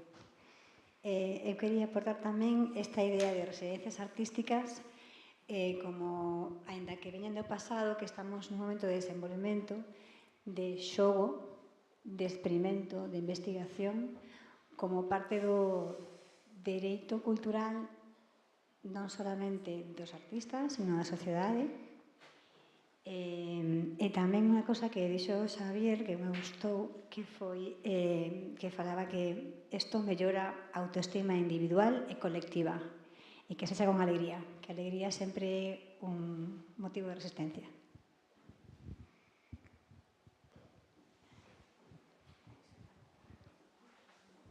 Bueno, eu tamén quería recalcar o tema dos dereitos culturais, que creo que é algo que temos que conectar profundamente con todo o que se fai hoxe en día, que é o que decía ela. Tamén anotei unha outra frase, porque creo que nos dou frases a mansalva e doia, que é o de que funcionar un pouco como un centro tecnolóxico de cultura sostible, de algún xeito. Bueno, para rematar tamén, eu creo que non vou dicir nada máis, espero que neste centro tecnolóxico podan clonar moitas persoas como a vos, porque fan falta, é un gusto estar aquí, e tamén desde o profesional, pero sobre todo desde o humano, esta xornada foi fantástica, o sea que gracias a todas e a todos.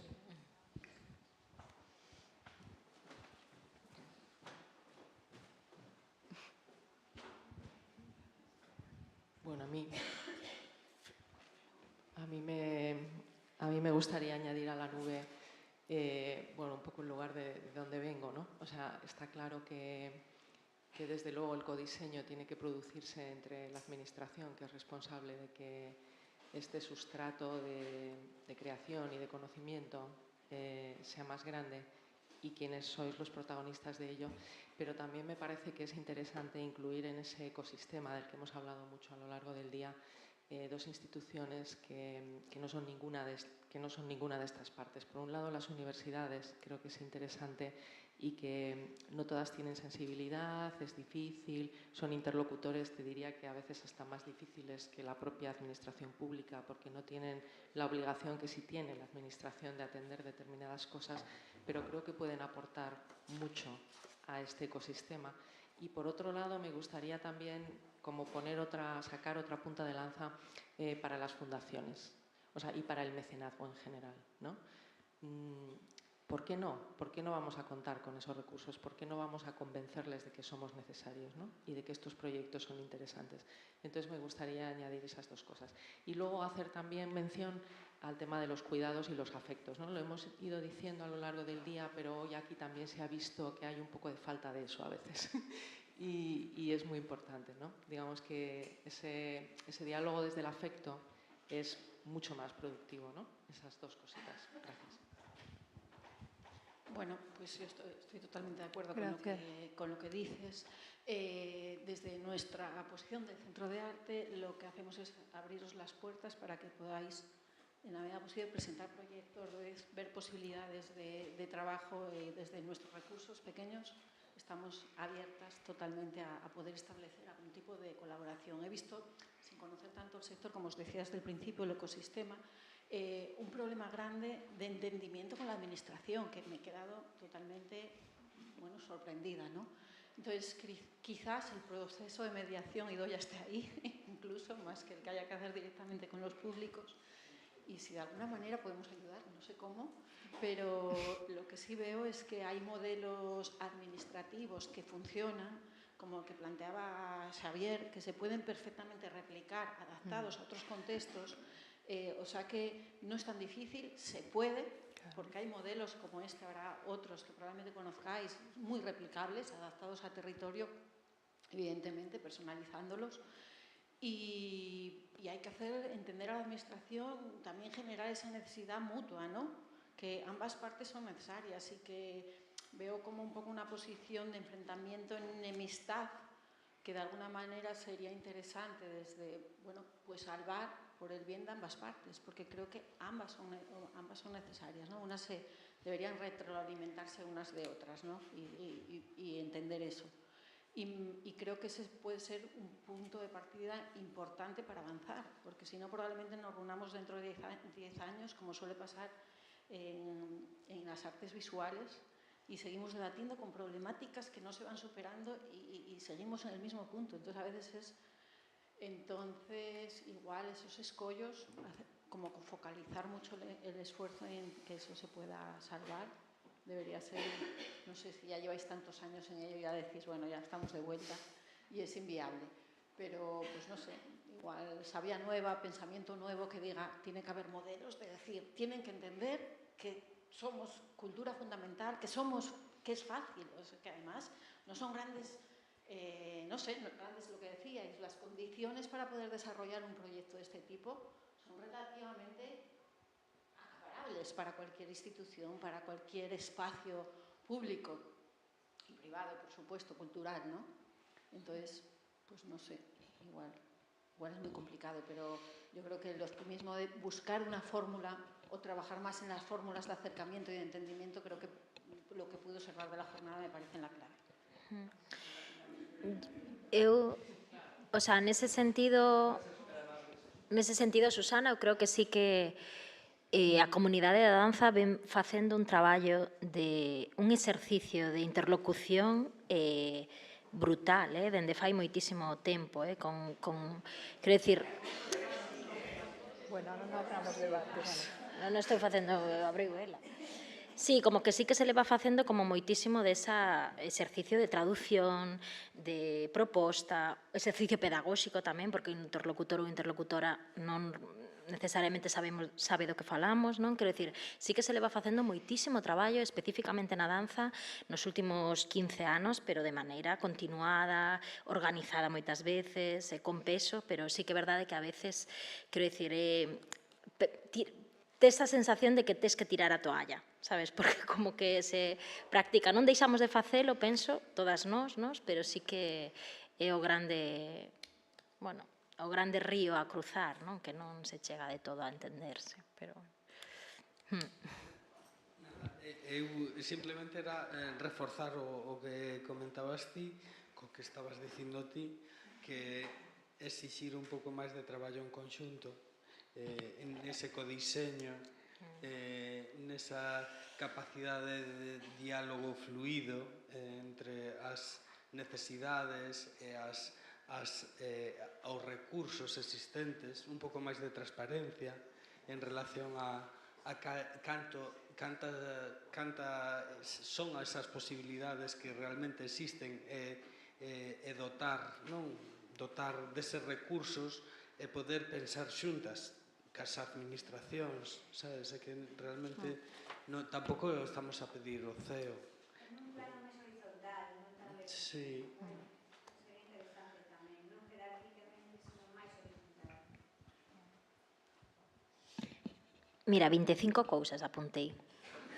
Exactamente, 1, 2, 3, 25. Pero seguro que queda igual algunha cousa máis por aí, non? Que querades así, por se alguén non falou e ten aí a oportunidade de se expresar ou comentar algo así como do día.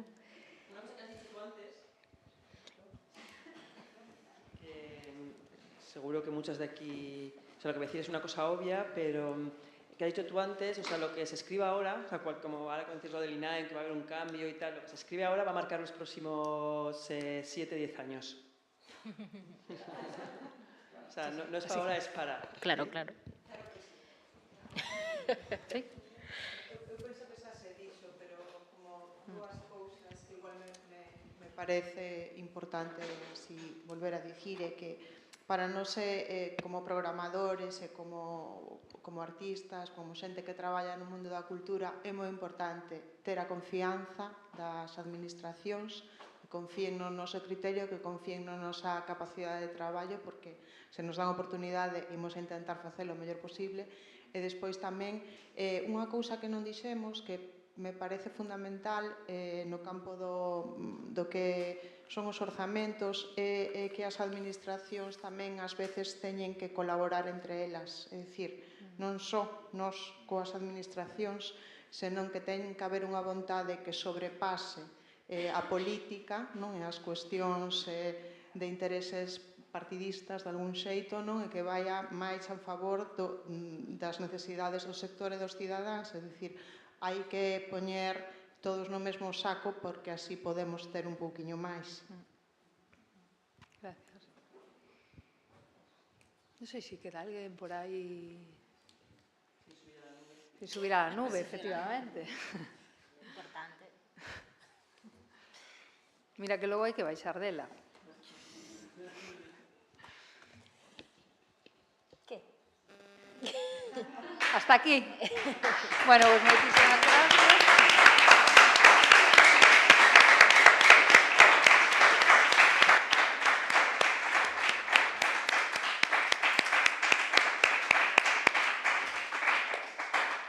Bueno, pues moitas gracias e boa tarde.